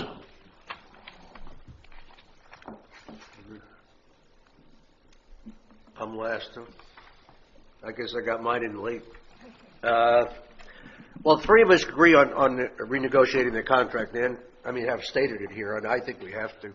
And you do it in such a way that if we give them, my suggestion, we give them 120 right now, maybe you cut it down to 80 or 90, and then you build in clauses to get them to maybe 150. And you do it with numbers, and you do it with opinions, and you review it twice a year, and you have meetings with them. And I think that way you put an onus on Casper to have responsibility. And I'm talking about their management. For Casper's management to have responsibility, to which they have none right now. It doesn't matter what happens here. They're going to get their money. I think that's a problem. So I agree with my counterparts on looking at their contract and renegotiating it, and not making it perpetual. Is that the word I'm looking for? We don't want a perpetual contract. Actually, we have one. Huh? Actually, we have one. It's not. There's no termination date. Other concerns that I have, I think we ought to meet with Casper at least once a year, whether we renegotiate the contract or not. I am confused. I would like to hear from their management on things such as why irrigation was okay last year and we spent that money to do all the surveys and blah, blah, blah, and now irrigation is like, well, we'll talk about it the next 5 years, or after 5 years go by. I'd like to know why a bar cart was not necessary, now a bar cart is necessary. I'd like to know why all of a sudden we're going to redesign certain holes on Deer Run. I'd like their opinion, their input on our costs. And I think they owe it to us as partners to give us that. I'd also like to, restaurant. I would ask Casper how you can't make money in the restaurant if your revenues and your expenses don't jive. With the exception of February, we run our revenues run at a certain number, but our expenses run about $73,000 a year, or a month, excuse me, and that's about 53 to 58% of the total revenues. Well, anybody who has any kind of knowledge of the restaurant business, and I don't, but I looked it up on the website, you'll find that it's 30 to 35% is the correct number. So as long as we're operating around 53 to 55%, our restaurant can't make money. And I'd like to ask Casper what they would do about that, especially since we're putting $750,000 into it. So that would be one of the other questions that I would ask them. As far as everything else, Dan made the comment, until this board wants to sit down and make a decision on something, half of this stuff on this list is worthless. I feel sorry for Cliff. I give Cliff more trouble than anybody else on this board. I guarantee you that. And I'm on his case more than anybody else. But it's probably a lot of it out of frustration because this board can't make a damn decision on anything. So when the board's ready to make a decision on what we want to do with the restaurant, how many events we want to have, how many closings we want to have, what kind of menu, whatever it is, that's not a conversation we have with Casper's management. That's a conversation we have amongst ourselves, and then we tell Casper's management what we want, because it is our restaurant, and it is our golf course. And until we're ready to do that, I don't think we should, I don't know what to tell you. And we've been talking about this I've been on the board a year and a half, and I think we started talking, I brought this up probably a year and a half ago, that the board's got to make a decision on what to do. So. Not Cliff. Cliff doesn't make the decisions, we do. Couple of points there. Your number's right, about 35%, but our numbers are worse than you think because most restaurants would have depreciation and a lot of other stuff in there that ours don't. So it's actually worse than what you think it is, percentage-wise. It all gets cured, or not cured, by a lack of volume. So what we have to figure out is how do we get more business in the restaurant, and the whole banquet business is an unauthorized, if you will, attempt by Casper to do exactly what you're saying, is to raise the revenue. They came up with that on their own. I don't think any board told them to do it. So what we have to figure out, and I agree with you completely, is we have to figure out what we're willing to accept in terms of closure, in terms of I'm not sure we're going to know that until we get the actual lanai closed in, so we got another 100 seats. How often are you really going to need to close it all? I don't know. Well, he closed it. It was closed 16 times in 2018. Right. It was closed once in January, twice in February, once in March. And the one in March was for Tanglewood. That was a big revenue one. So it was closed for 2 lunches and 14 dinners. It pulled in $95,000. I mean, if he could do another 14 and pull in another $95,000, I'd probably, my own personal opinion would be, go for it. I mean, that kitchen we built, or that we're going to build, has got a banquet area in it. Well, we must have built it for a reason. We built it that way, because that's what the consultant told us to do, and he built a Taj Mahal. But I think Cliff cut a lot of that down, but we will, in essence now, be able to handle a la carte as well as banquet at the same time. That's the point. And the point of closing in the lanai was to enable us to do that.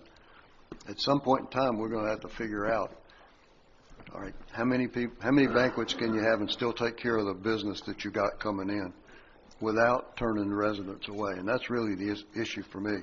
I don't know what the number is, and I don't know what the number is going to be until we get all the new stuff done. And I think it's going to be then up to Cliff. That I don't mind saying to Cliff, look, I don't want you closing this restaurant down so that a resident can't come up here and have dinner, period, during the season. I mean, I got to ask you, are we talking about residents or members? Because I don't think we're talking about residents. I think we're talking about residents. I am, at least. Most members are residents. Well, most residents aren't members. So, I mean, it's kind of a... I think we're really talking to all the memberships. That's the ones that we're trying to appease. The general population of Sun and Lake don't go up to the restaurant. Because they can't get in. I'm not sure. I don't know. I can't tell you why. I don't know. And I don't think anybody else here knows. I don't know. I don't know. I'll tell you that right now. But I don't know why people go to restaurants. You know, you pick one, you like it, you don't go, whatever. I drive right by it. I can tell you that a lot of times. But if you keep turning them away, they're never going to come. So. But I think we have to sit down as a group and say, we got to come up with a number on non-member events. We got to tell him a number. And we can adjust it down the road, but you got to give the guy a guideline. You know, Cliff, you had 14 dinners last year in 2018. You can't go more than 18. And then, 6 months, 7 months, we can look at it and say, we were wrong. Let's change it. But we got to give him some sort of an indication on what we would like to see him do. That restaurant lost $200 and some odd thousand last year. You want to repeat that? No.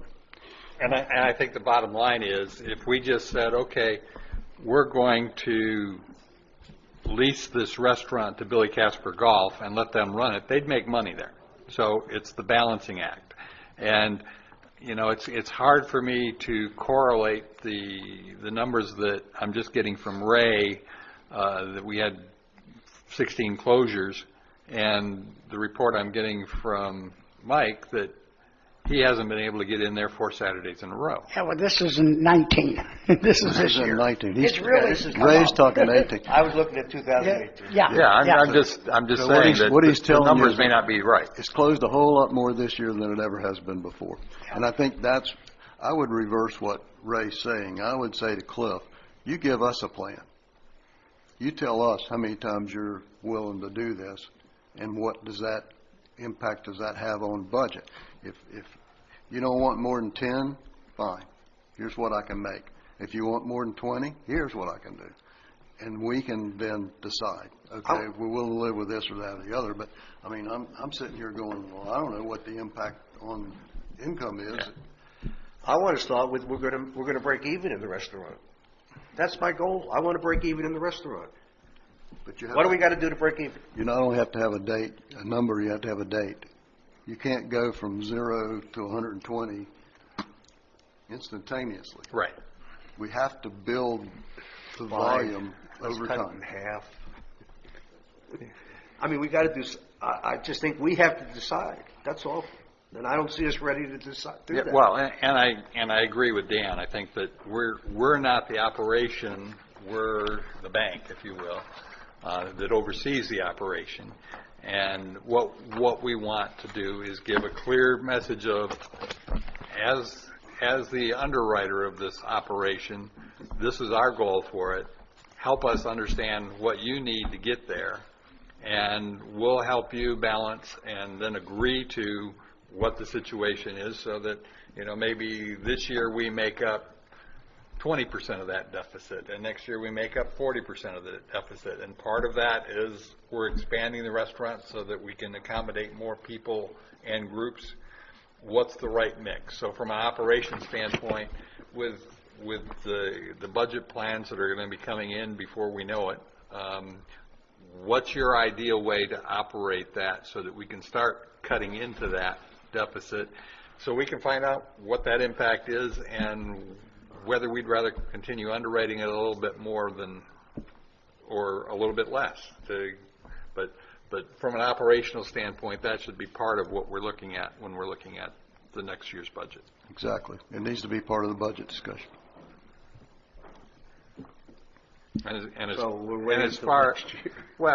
Next year isn't very far away.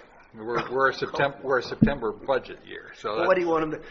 I don't want to go through 8 or 9 more months of him getting everybody upset about Saturdays. We're not talking about 8 or 9 more months. Yeah, we are. The year's another 8 or 9 more months. So we're just we'll push it. No, May 10th, next month. We're going to be talking about budget. It doesn't start till the October. That's the October budget. We're going to talk about it in May. So we'll do nothing between now and October. That's not what I said. What I said is we need an operational plan, and we can look at what needs to happen. But between May and October is off-season, which is not where we have the problem. Fine.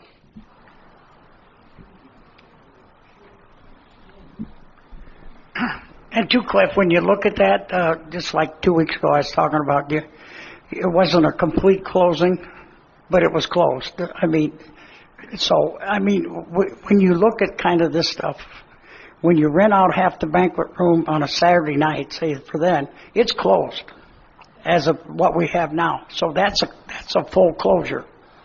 And that's what some people don't understand, because you only rented half that banquet room and nobody could go in that whole facility.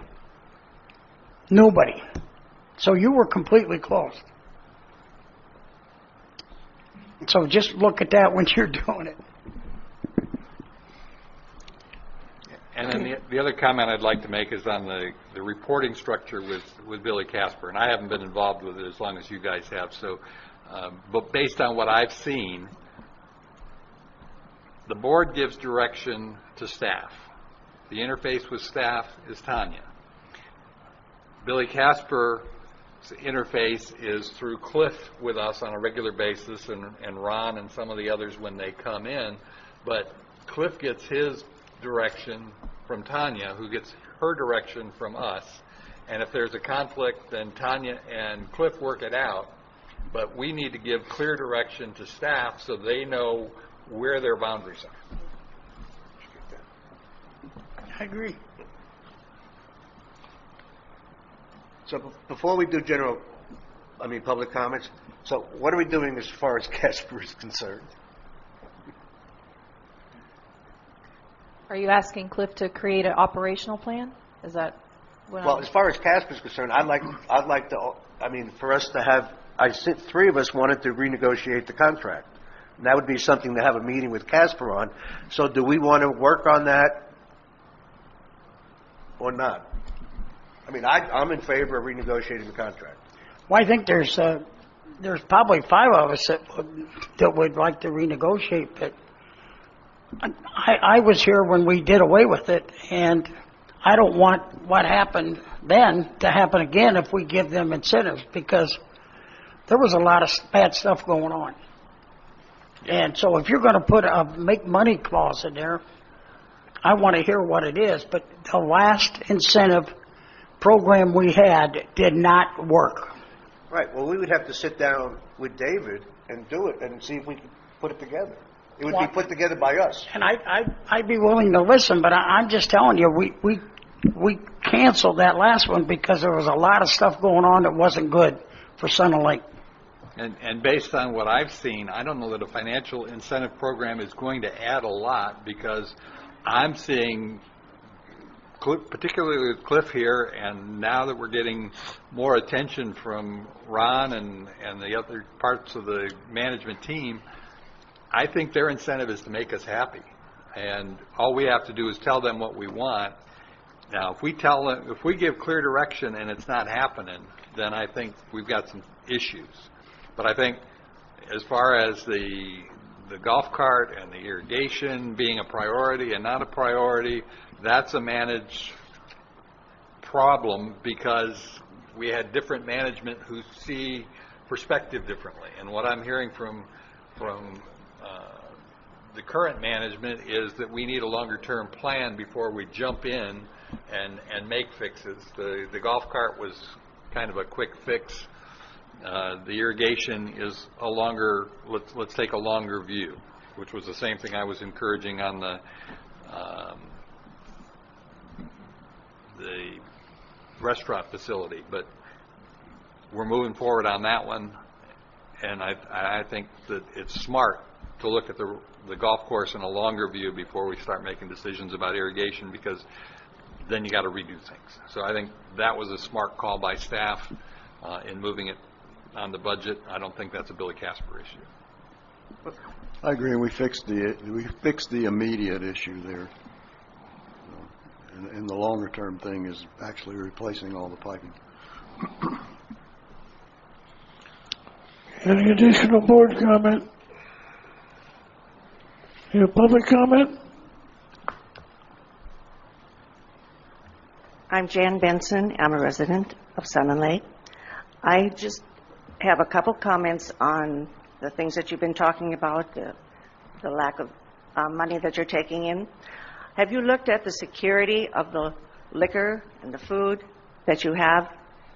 And I mention that because my son took over a restaurant that was losing money, and the first thing he did was made sure that all the liquor was under lock and key. Only 3 people had a key. He had one. The manager on duty had a key, and one other, the owner. He also did that with the food, made sure that it was also. I'm not so sure that things are not walking out the back door. I don't have proof of that, but it's certainly an area that I think should be looked at. Also, I think you should be looking at the training of the staff. I'm talking about the portions that you get for liquor. I think sometimes the glass is filled maybe with 2/3 booze and a touch of liquor or soda or whatever on top. There should be a standard size. I mean, our prices are very reasonable, what we're paying for our drinks here. And are we making money? I mean, the amount of money that you're spending on liquor, what are you getting back for that as far as revenue? I think those are areas that probably should be also addressed. Thank you.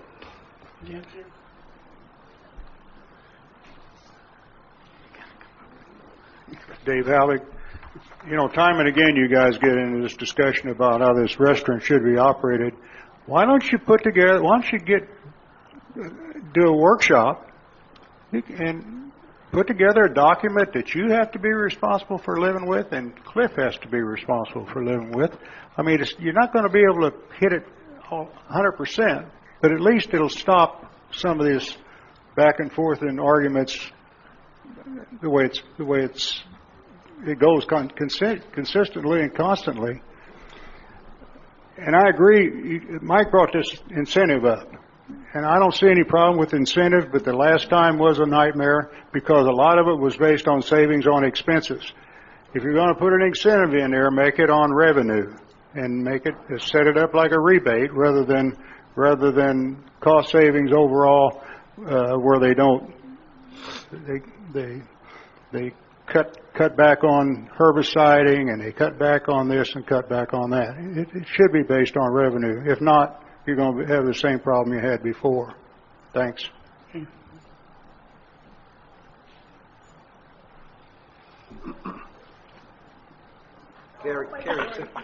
I always get so nervous, but I do have some things that I kind of visited with a couple of members about, our board members about, and I'm a numbers person, and I was shocked that the board members did not know how much money and what our expenses were, how much income and our expenses in the bar area alone, how much our banquets that we're all talking about, how much money do we take in, what are our expenses, how much profit we're making, and then if we're losing $200,000, where are we losing it? Is it in overstaffing, or is it, over portions?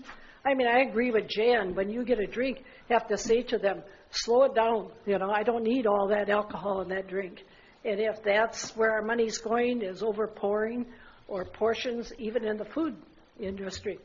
And I'm so grateful for the, what do you want to call it, the buffet that we've been having on Saturday night. I've asked for that for probably 3 or 4 years. Now you can handle that with 3 people, one portioning out the meat and the others filling up the buffet and all that. And I hope it's making money. It is kind of hard to agree that for $12 you still get a glass of wine that you're going to make money. But at least we got about, I think, 70 or 80% of the Saturday group that are eating at the buffet, which is good. And I think this whole thing about closing, I'm kind of responsible for all these people coming on Saturday night. But, if we're going to close it for a banquet, then I think we ought to know that we're making some money on that banquet. Or if it's a wedding or whatever it be, and I'm all for it, and we could go someplace else, but at the same time, if we're responsible, those that eat during Saturday night, and we're losing a lot of money because of what they're preparing for us, then we need to look at that. If we're losing it because of the banquets, and we're making lots of money there, maybe we should have more banquets, because we can't keep losing $200,000 a year. That's my question. Gary Lilly, resident, and also from Magnolia Place. I'm the president of the HOA. If you notice how quickly I backed off there because I never want to fight with a woman yet, so I quickly sat down. But anyways, I have a number of things I'd like to talk about. First of all, in regards to the kitchen that's coming on, I would like to see a pizza oven. I would like to see more mediocre food, like onion rings and chicken wings and things like that working people eat, okay? I've been critical of the food in there, and I play in those groups on Saturday too, plus 4 groups during the week. I'm Canadian, although I'm a homeowner here. I have to get my butt north of the border. And for me, our membership this year, because the Canadian dollar went in the tank, was over $7,000. I don't begrudge that. We love it here. We'd love to live here, but American law will not let us. The fact is that in regards to Cliff, we were out in the Valentine's tournament, and Barb and I prefer to call it the Divorce Open because if you don't make the shot, then obviously you're in trouble. But I talked to Cliff out there when he was giving us a beer, and I appreciate that, him and Earl. And I said to him, I'm looking forward to you overseeding both turtle and deer next year. And he said, we're overseeding turtle, which kind of alarmed me because I think they should be both overseeded. We have beautiful golf courses here. As far as I'm concerned, Earl should be given more money to make some of the more improvements on this golf course because golf is everything. As far as young people moving into the community, in Magnolia Place, we have 2 or 3 young new homeowners behind us, and they all work at Advent Health, and we're glad to have them. They're buying Raymond Hornick homes, and as you can see, Raymond is going nuts building, and we're glad to see that too. The community's come alive, and it's very positive, I think, for everybody to see the price of homes going up. and see the development in the community. We in Magnolia Place are also making some moves, and as you can see by the development beside us, Raymond Hornick will be building a golf village very soon, and we're very optimistic that they're going to be well done. But and then in regards to that, and I have one other, I'm not going to say anything behind anybody's back that I wouldn't say to their face. I would love to see Cliff, and especially Ron in the beverage room, be more social with the members. I mean, Ron's a beverage manager, and I'll tell you, I've never seen him go out and talk to us guys. I've stood beside him 2 or 3 times. You don't even get a hello out of him. Maybe he does a very good job, but as far as mixing with the members, I think he lacks in that particular area, and I hope Cliff addresses that with him, because I would not say that behind his back and not say it to your face. Other than that, I love it here. I love Sun and Lakes. I think the community is going very positively. I was very interested in the comments. I agreed with a lot of what you had to say, and I think we're going to positively forward. Thank you.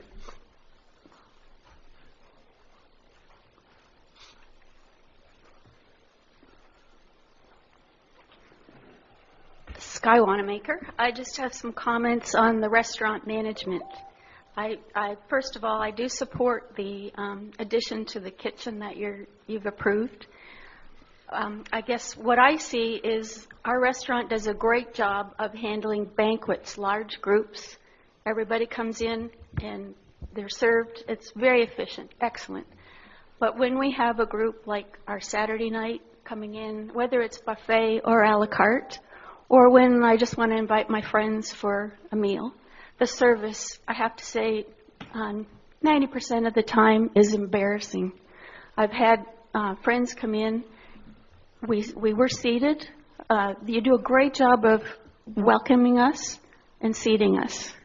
But sometimes I have to get up and go and chase down somebody to come and serve us.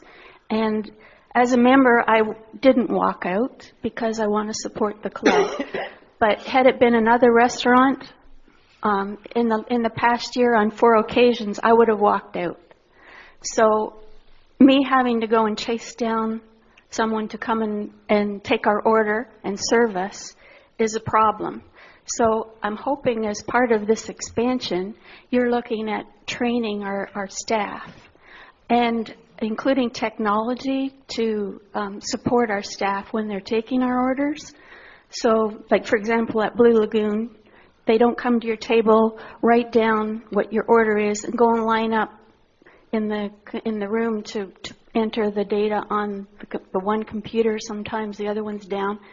Our waiter or waitress disappears on a Saturday night. If you're ordering a la carte, they disappear for like 20 minutes. You can't find them.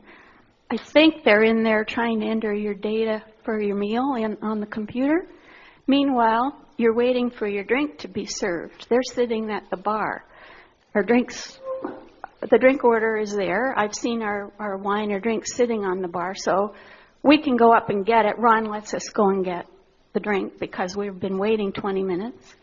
The last time Cecile's group, we got divided up.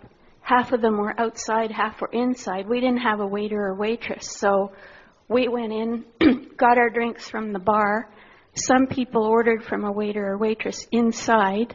The drinks never arrived. They were done their meal. The drinks never arrived. Anyway, I'm giving you all kinds of different scenarios here, but the bottom line is, if you're closing the restaurant for the summer, why don't you focus on training our staff? And secondly, I hope you're including some technology to improve in the future how the orders are taken, like at the Blue Lagoon, when they take it right at the table, the kitchen order is presented immediately, and the drinks and the meals follow very quickly. Thanks. Fingers, Guy.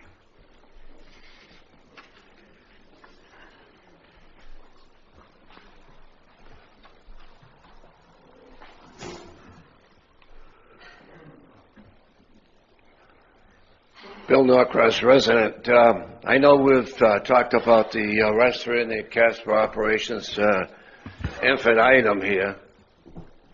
And I think, first of all, we have to realize what is going on with the restaurant. It wasn't designed properly. It should have been designed so that members were segregated for the other people. The bar would be set up better. You would have TVs and things like that to attract people. Now, when you think about restaurants around here, what do we got? Wild Turkey, Blue Lagoon. Well, that's big competition right there.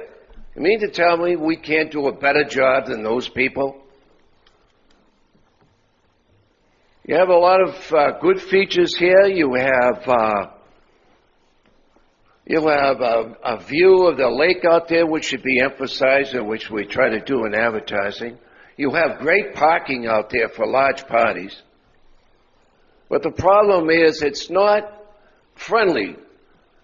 Pinecrest is just redesigning their bar up there, and they've got 5 TVs around the back of the bar, with probably every station in the world. And you just say to yourself, what do we have here? You know, we have a line of people waiting to get a drink, and people sitting at the bar, and people leaning over their shoulder looking at a TV or what they're eating. You know, it's just not right. I would think that to set up a restaurant bar operation, it should be done the right way. And think about actually the design and what people want. I think it's an idea. It's many functions you could possibly get. They're a good money maker. I understand that. And we don't want to, as Neil says, we don't want to have too big of subsidies. A $200,000 loss does not sound like a good idea. You talked about tournaments. Why in the world they tried there at one time to get the futures over here, which would have been, I think, a better deal for them, because it's more competitive, it's more up-to-date playing here than Harder Hall, even though Harder Hall has a lot of history. And I think could have pushed for them. Now, the problem with the Latino American, the Canadian thing, it was have both those tournaments or nothing. It was all or nothing, from what I understand. We'd like to have had the Canadian in the later part of the season because it was functional and it was better for everybody all the way around. Well, we lost it. I don't think they'll ever get it back either, because I think the last time they played down in Naples. Social media, we emphasize that here a lot. We're trying to do good things, discounts, specials, all that sort of thing. But, you know, occasionally maybe on the sign out front, you know, special today. I'm not going to have lobster every day, no. But you have a special sign out there, special bar prices, specials. That's how you attract people. Instead of the same mundane sign out there, welcome to Sun and Lake, okay, here's the restaurant. So I think when you do the renovation of the bar and try to think about doing it a little bit more friendly for the people, and I think you've got a good product here. I mean, you really do. 36 holes, nice view, the whole works, and you can't attract people here, and your competition is a Blue Lagoon? Give me a break.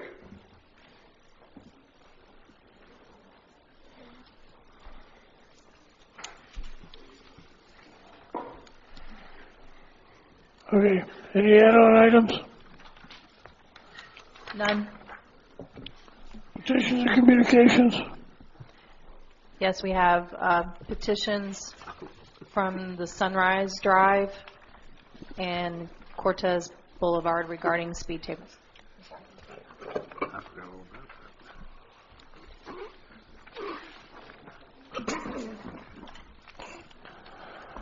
Okay, so any more discussion on the petitions? I thought we weren't accepting any petitions until we had a traffic survey done. Is that not correct? That was my understanding at the board meeting. What I've done is just put these petitions in front of you today, and I believe we have representatives from the community. Mr. Martin's here. Yes. Mark Martin, I live on Sunrise Drive. A couple of us, actually several of us on Sunrise Drive have gotten together and put together this petition.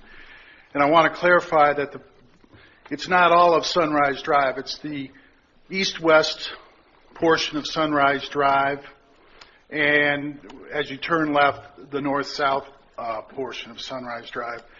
Both of those are essentially straightaways, and that's where speeding is really a problem.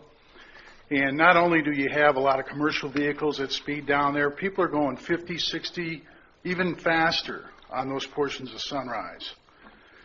And, somebody's going to get hurt. And I think there really needs to be some consideration for the residents there as far as engineered speed tables. Now, I understand after I submitted this, I was told that there was going to be some type of a study done. And I don't know what the time frame of that study is, but I surely hope it is soon. So do we. Okay.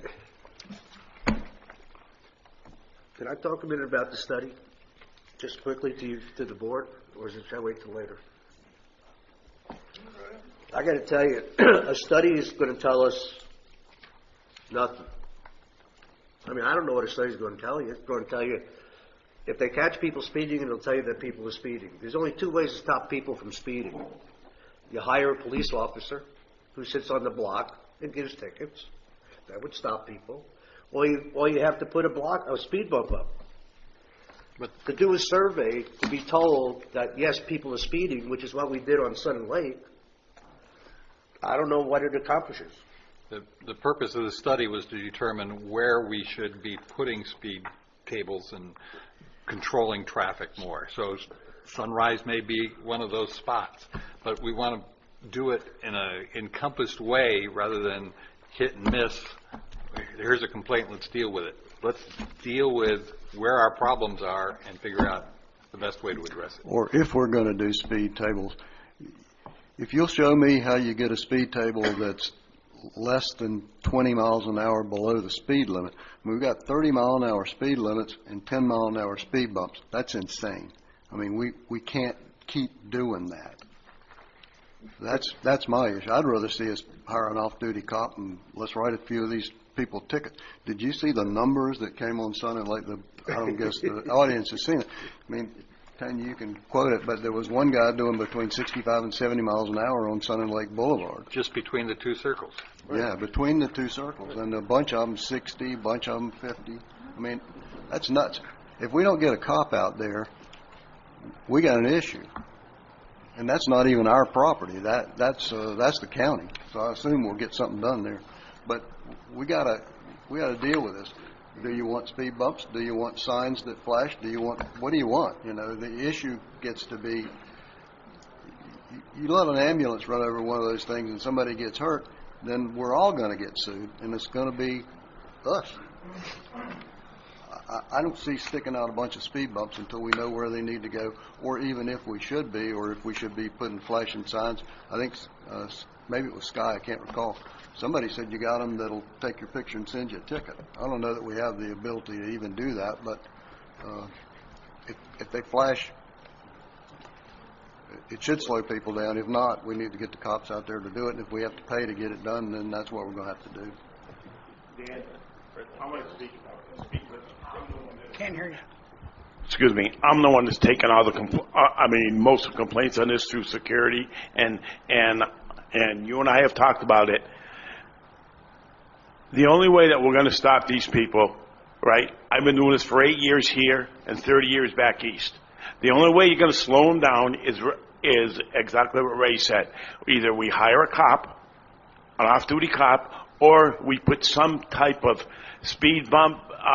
The signs, I'm not a big fan, you're going at this speed and it blinks, because after a while, right, after a while, people know exactly what they are. It's just like the sheriff's department put the cars on 27, and the sheriff's department does a great job out here. I want to tell you, anytime that we call them, they're here, and if we do have a problem with speeding, they do try to get out here. But there's 11 1,100 miles here that they have to cover, the sheriff's department. They can't sit someone here. We have to do something. We have, Cortez also has a petition, and the lady left because her grandchildren are in town, right? She's had 2 dogs get hit. One was actually in her yard on the side of the street. The speeders, the only way we can slow them down anyway is put some type of speed bump, and we did one over here. The people love it, right? They were asking for it. You said you don't want any more petitions. How do we stop a petition? Right now, I'm the president in the preserve. We have a petition to bring to the board next meeting, right? We have to do something, right? And my personal opinion, right, and Ray's right, they're going to tell us the same thing. They're going to tell us the same thing, you know? We know the areas where the speeders are speeding because we get complaints. We have petitions, you know?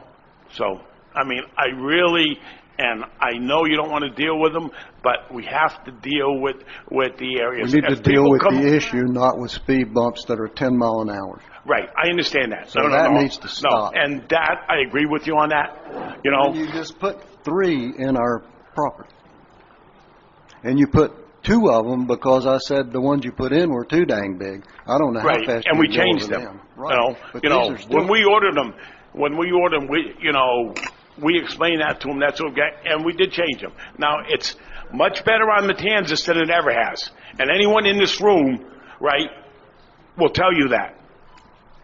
I don't disagree that you slowed them down. You did. You slowed everybody down. Right. It's the only way that we can slow them down. It don't work 10 mile an hour speed bumps. Okay. Yeah. I'm a cop. I'm fine with that. Okay. And listen. And the bottom line is... And we're all here for the same thing, for the safety of the residents. Exactly. And that's what we got to remember. Yeah. There's an issue beyond the speeding, and that is emergency vehicles coming down through there. First time a cop hits one of those things and runs off of there and runs into somebody's house, you're going to get sued because you put them in there, and we're going to get sued because we approved it. And I'm not doing it again. David, is that true? I don't. Huh? Potentially, yeah. We would be sued for what reason? Creating a nuisance. Slowing down traffic? No, creating a risk. We got the district the district can pretty much get sued for anything that happens within its borders. And you take them out, they're going to sue you too if they hit something. Yeah, but the statement I heard was that a study isn't going to tell us anything new, and I don't agree with that at all. We need a study that looks at the entire district and says these are where we have problems and these are the solutions that will address those problems. Exactly. I don't want to deal with it on a piecemeal basis. Exactly. That will take forever. No. What I'd like to do is focus on the areas that are populated. I don't want to have necessarily a study that encompasses all the back roads and streets of Sun and Lake, but in addition to the tables, I'd like to look at our speed limits and our stop signs. That's part of that part of the traffic. study. But, exactly. So what we're going to do is try to focus in on the populated areas as part of that study. I'm okay with that. We have 86 miles of road, so as soon as I say that, a price tag, Yeah, no, I understand that, but as long as it's understood that we're not going to put speed bumps in the unoccupied areas, which may or may not create a risk. But if we need to hire a cop for the next 90 days, fine, let's do it. And I that guess should be within your discretion. Yeah, the question I would have in that regard is, what level do we have to be able to hire a cop to be able to patrol? She's got $10,000. No, but do we have the authority to assign somebody to write tickets in Sun and Lake? If you hire an off-duty sheriff. Well, I believe they have to be on duty to write tickets for traffic enforcement.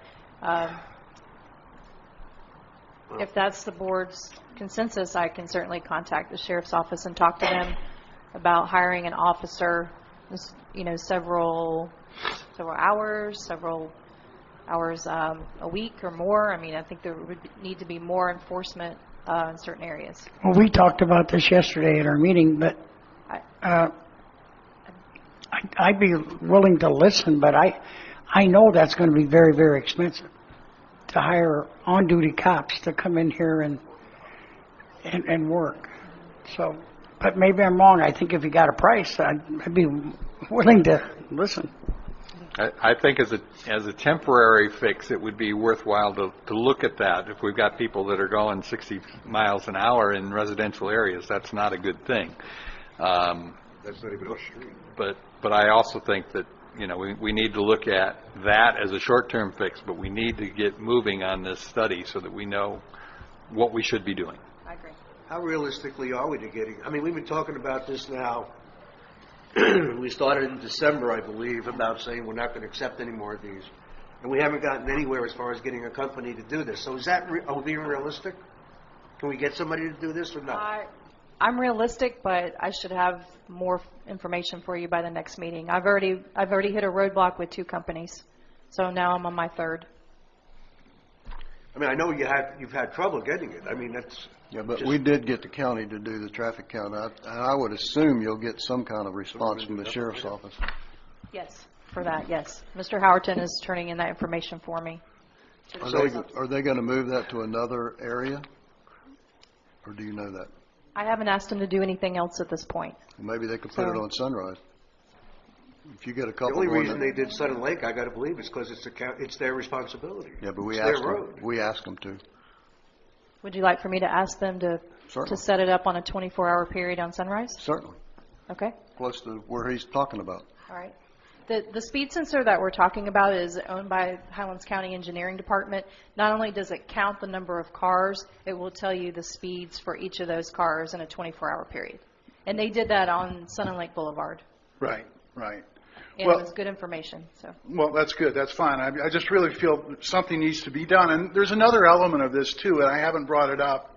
And I don't want to make it about myself, but, you know, probably for the past 4 or 5 years, I've signaled for people, you know, the people that live on Sunrise, I've signaled for them to slow down in a nice, polite way. I've asked them to slow down. And, you know, a few weeks ago, I was almost physically assaulted by a resident, Mr. Garcia. His wife had to hold him back.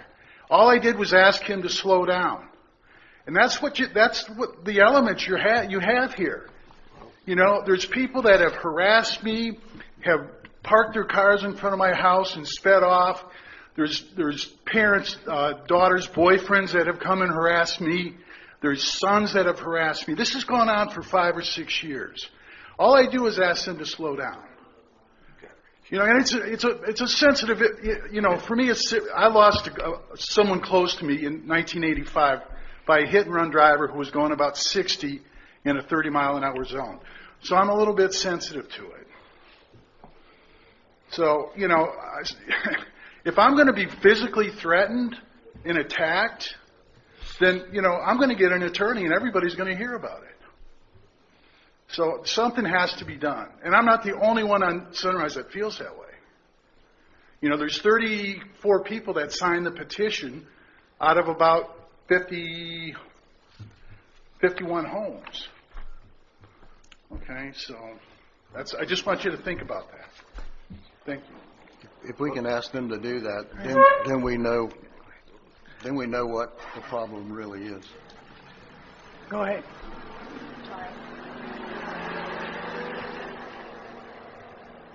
I'm Bud Harright. I live on Sunrise. I have clocked FedEx going almost 50 miles an hour. And I told him 4 or 5 times he shouldn't be doing that, and he ignored me. I called his boss. He doesn't do it anymore. I clocked a school bus going 43. And try that in their school zones, see what happens. So I don't know, are you saying the speed limit signs aren't enforceable? Or don't cops come through anyway, the sheriff's department? Can't they give you a ticket if you speed? If they're there at the right time. I got a 25 speed limit sign right at the end of my driveway. Nobody goes 25. Most of them go probably 40. Because I've clocked, like I said, FedEx doing 50. He stopped when I called his boss. And his boss said if he does it again, call him. So, well, like he said, you get threatened. I haven't been threatened. Better not. But anyway, they do. There's so much road rage, they think they have a right, that you don't have a right to tell them, hey, you're going too fast. I get scared mowing my lawn. I got to stop and really look both ways because you don't realize they're not doing 25, they're doing 45. So anyway, I thought speed bumps was the answer, but they speed like the Granada. They speed between them. They know where they're at, and they go like heck between them. And I live on a long stretch, Dan knows, Mike knows, between two curves. And that's a speedway because they get get around the curve and away they go. So, and they come around the curves on the wrong side of the road. And I think stop signs are just a suggestion. Nobody stops at a stop sign. They think, well, stop if you feel like it. So anyway, that's what I found out coming down here. And I'm permanent resident now, but I wasn't. But I thought, wow, what can't they do here, you know? Okay, that's it. Thank you very much. Just a side note, if I could, this is kind of cute. Mr. Martin, you did very well. All of the people who signed your petition lived on Sunrise. However, on Cortez, their petition, there's about 12 or 13 people who don't even live on Cortez. In fact, one lives on my street, Manor Drive, which I don't know what that has to do with Cortez Boulevard speeding. So the petitions, if we ever go back to them, should apply to the people who are on the street. That could have been somebody that walks the area. They might have seen one. I mean, I didn't look at those, that way. I don't know, but I mean, those people left because their grandchildren are here. But I mean, they did get signatures of that people that walk and run. They did do that, yes. So that's why you saw it. Okay. Okay, so we are going to move forward, but it won't be tomorrow, obviously. And we have to come up with some kind of game plan and probably some sort of significant budget amendment, because if it's speed tables, we're going to quadruple the cost of what we're putting in now on a per unit basis. So I think what we're putting in is designed for parking lots. I don't disagree. Okay, that's it on petitions? I think you had the communication. That was what Dave Mr. sent in. Halbig had a correspondence. There was three. What was the third one? Oh. Mr. Halbig's correspondence. Oh, Mr. Halbert? Do you want to say anything about what you sent to the board? Your communications to the board that you sent us, do you want to say anything about?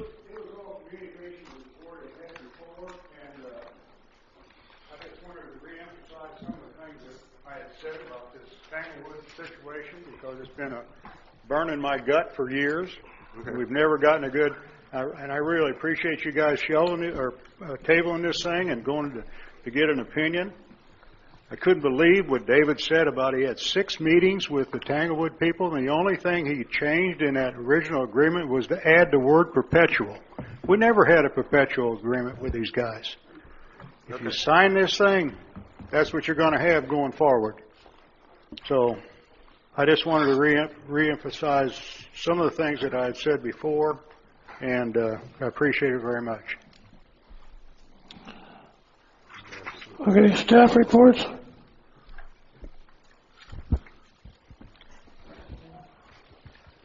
Good morning. Looks like Earl stepped out. I'll kind of give you a little update on the irrigation. Both the pump station and the green surrounds are both scheduled and on really on time. I think we're going to start on the pumps on May 9th, so it's being assembled right now and then shipped in. So it's again, the contract assignment is done.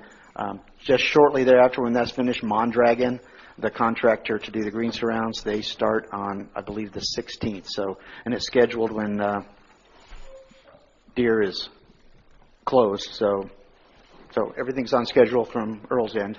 My report, really March was a very busy month. It was a little unusual. Public play was down, but member play was way up. Just really a lot of member play, and members use the restaurant a lot more. So food and beverage, even a la carte, was up a little bit too. So merchandise sales in the pro shop was some of the highest they've ever been, over $64,000 in sales in just 1 month. So Andy did a great job with merchandise sales. So April is shaping up real good. It's kind of hard to tell about April. April is such a front-loaded month where you do a lot of your business on the first half of the month, and then it kind of tailors off towards the end. But But right now we're 10, 12% above last year's numbers. Double the merchandise sales that he did versus last year. And food and beverage is right in line. So we've added to our lead in March, and it looks like we're going to add to our lead again in April. So all good. Questions? Who's Ray? I'd be jumping up this week. My turn. Good morning. Just a couple of things that we've got going on in the Community Services and Recreations Department this month. Our Easter Festival will take place next Thursday. That's April 18th, so we've been working on that. Also on April 18th will be the last day. I'm sure you've all seen that we've been doing the food drive. So the food drive is going to go through April 18th. We've got that going on currently. On April 22nd, we will begin registration for our summer camp, the Sun and Lake Summer Camp. So we've been working on creating that schedule and getting everything in line so that we can have that operating very shortly. Last weekend, Sun and Lake set up a booth at the Sebring Soda Festival that was downtown on the Circle, so we got some good exposure out of that. It was very well attended. We had some social media posts that we did to let residents and folks on our social media page know that we would be down there to come pay us a visit. We have been, our department, we've been pretty diligent about trying to stay active on social media the last couple of months, and we've gotten some really great insights. Our Facebook insights, the statistics that come from that are up substantially. Some of the highest ones being our post reaches, meaning how many people they're getting in front of, is up by 178%. Page likes and page follows, so they're basically one and the same. Those are both up over 150%, one almost 2%, with us gaining 66 new likes or new followers to our Sun and Lake page in the last 28 days. So that's great. Those are all people who are now able to see the things that we post, whether that be about events, community activities, whatever it is, just lots of folks putting new eyes on what we've got going on here in Sun and Lake.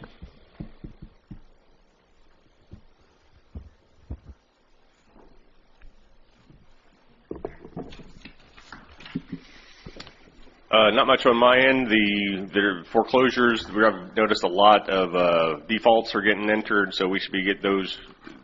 Those are the ones that are basically uncontested. So those should be running through pretty well.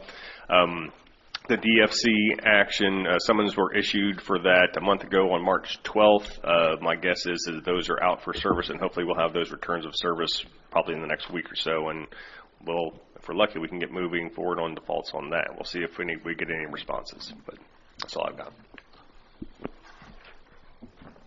Good morning. Just a couple announcements. Earth Day is coming up April 22nd, and we have a business in Avon Park, the Just Like Home Pet Hotel, is donating a pine tree to be planted at the dog park. It was a gesture that they brought to us, and I thought this is a great idea. So 10 a.m. on April 22nd is Earth Day, and they just wanted to do that in consideration for that day. So they'll probably have, take a picture or something and send it to the paper. But Just Like Home Pet Hotel is almost it's a place that you can, it's a resort. It's a pet resort. And Jordan Shannon and Anastasia Saunders, I believe, is who contacted us. And it was a great idea, so I said absolutely.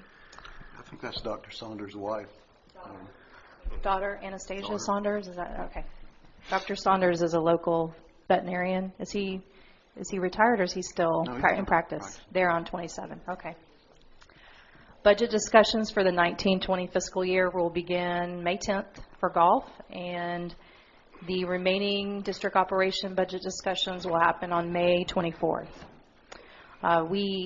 We being Omar and I had looked into a survey that we would like the board to look at and maybe participate in, so we know what your key objectives are as we begin the budget process. So we'd like to get that sent out to you maybe on Monday. If there's anything in the 5-year capital that you'd like to see, we would like to have a little bit of insight as we go into budget discussions.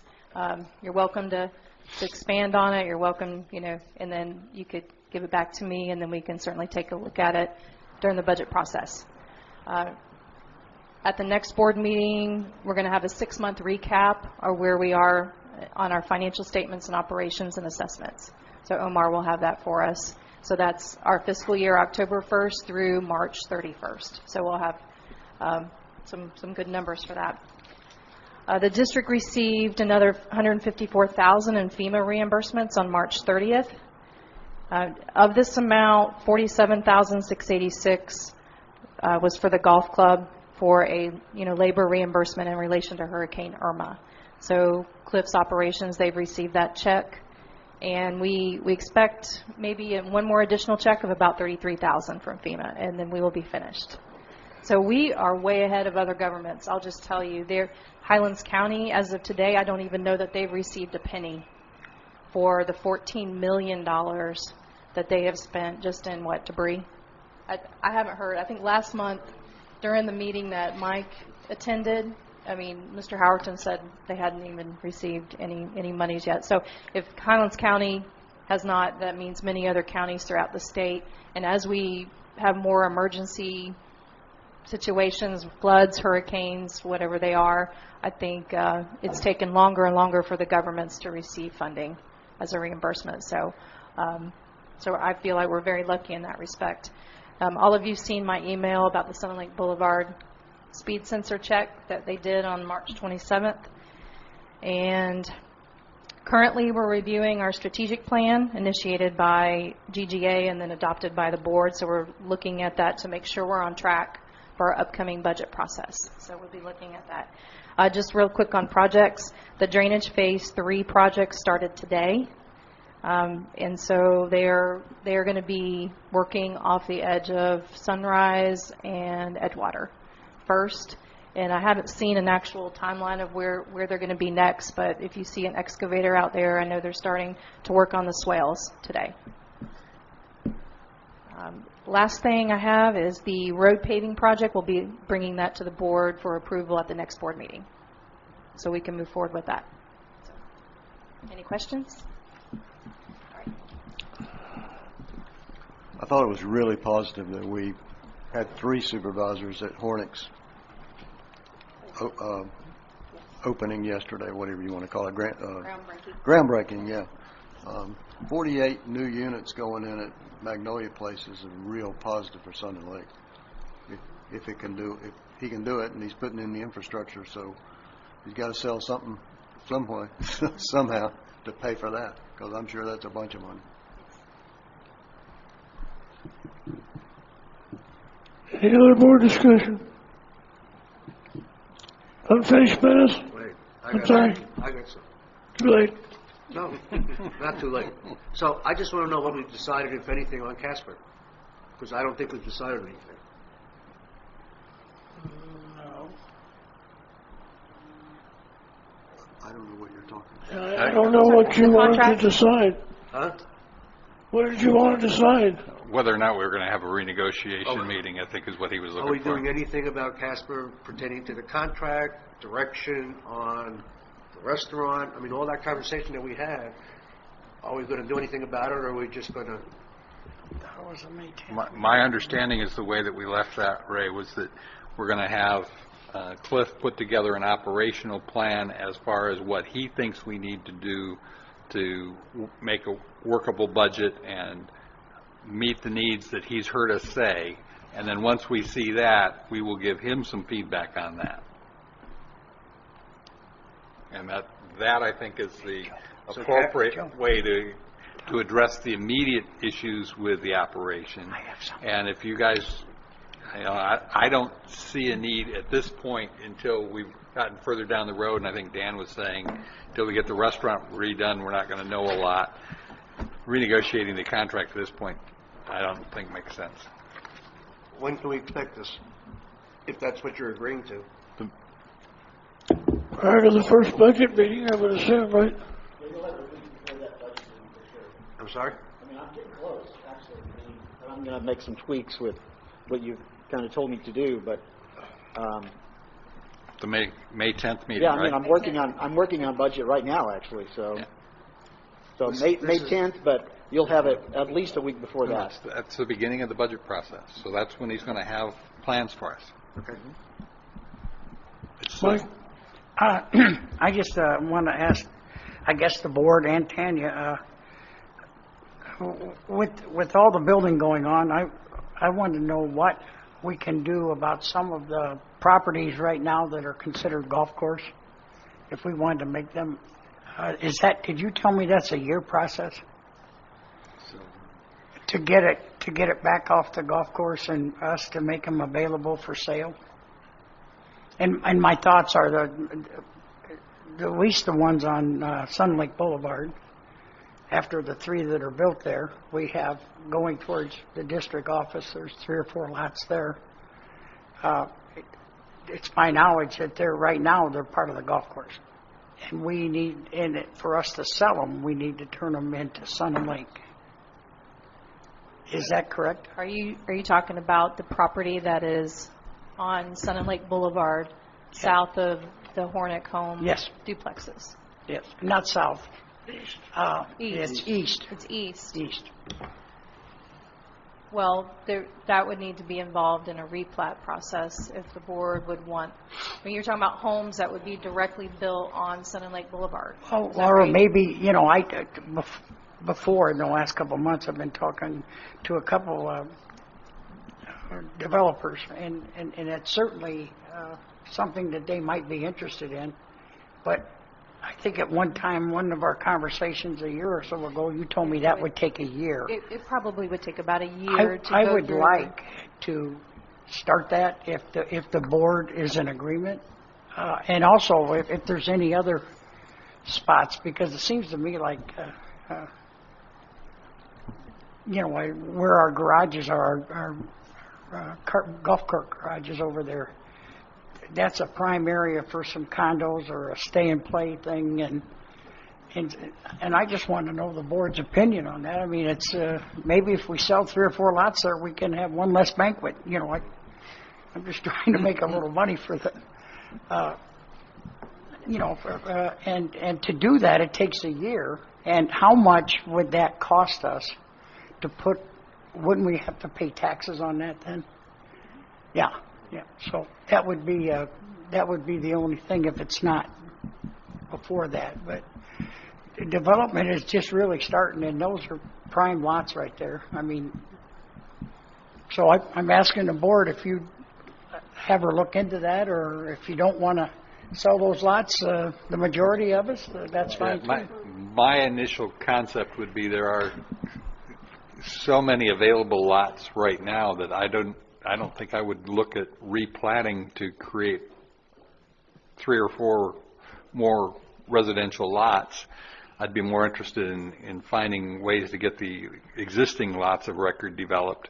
And my long-term goal would be for us to look towards bringing in a master developer who can help us look at all of the available lots and replat to the extent necessary on a larger basis than a hit and miss here and there. Okay. Ray, what do you think about I mean, if you want to look at it, I'll look at it with you. Okay. Joe, do you think we should look in or not? I don't have a problem with looking at it at all. And to Neil's point, there aren't a lot of golf course lots available. So if it's viable to create 2 or 3 there, it might be well worth doing. Considering the revenue on those new duplexes is double what the lot revenue would be on a single family. Mm-hmm. Okay. Pretty nice little piece of property there. Yeah, I agree. And there's not a lot of golf course property with infrastructure. That's really the issue, and that's what we got into with the people that wanted to put it on the other side of Deer Run. There are some, but if it's a year down the road, most of that inventory may be gone anyway. I mean, there's not that many left, and that was part of what the county sold, the ones on Deer Run. So I don't see any reason not to look at it, put it that way. So you want me to come back to you with the cost, and then Yeah, I need to also talk to the county, because again, that is a very heavily, there's a lot of traffic right there too. Yeah, I'm not sure they're going to be So this is a county road. Yeah. And would they be acceptable to some sort of a single family or duplexes, and then you have the driveways in Yeah. there and two. So, And that's why so let I- me open the conversations at least on that I'd part like of it. that at least, so we know what, Right. because if we're a year down the line, we can't, we're not gonna jump into it right away, but it'd be nice if somebody come up, and just like where the carts are, where we put the carts, that's a very prime piece of property going towards 10 Green and the other way, that's all, I think, golf course property, right? Or the cart barns aren't, are they? It's district property zoned, multifamily, Okay. residential. Good. So we could do that. We could, just that section though, right? The cart barns are connected to that Edgewater property, is that correct? Yes. So So you it's could already lo- zoned properly, it's just that if you were going to sell a portion of it, it would just Yeah. change the strap. Well, on it. I don't have it, but I just want, if somebody comes and says, I'd like to build here, that we're available to at least in a halfway decent time to do it. I don't know if we have to market it, but it'd be nice to have some more property that people want. And those duplexes have went pretty well, I think. So. Actually, the one where the cart barn is probably more valuable and a Yeah. lot easier to do, so. Yeah. That would be just a matter of finding a buyer and Right, you okay. can take it down the road, So we don't have to do much with that area. Okay. Very good. Is it okay, the rest of the board, though, to have her look into that? Yes, absolutely. Okay. In conjunction with that, she should be looking at where we're going to move the golf carts. Yeah, we got three We barns. got, I we, guess. we got plenty of Yeah, we got availability. plenty of barns. We got too many barns. We only have 16 golf cart garages rented. And we have 50. Oh, we got way more than that. I don't know. There's a bunch of them. I have two friends, though, that just bought places with garages, and they're going to be moving out in there. So the trend Excuse is me, going the 14. other way. That's all I have. Thank you. Okay. Any discussion to and from the board? I'm sorry. Any additional public comment?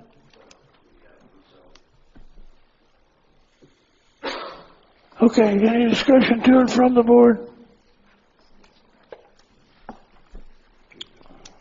Meeting adjourned. Yeah. Put her on hold.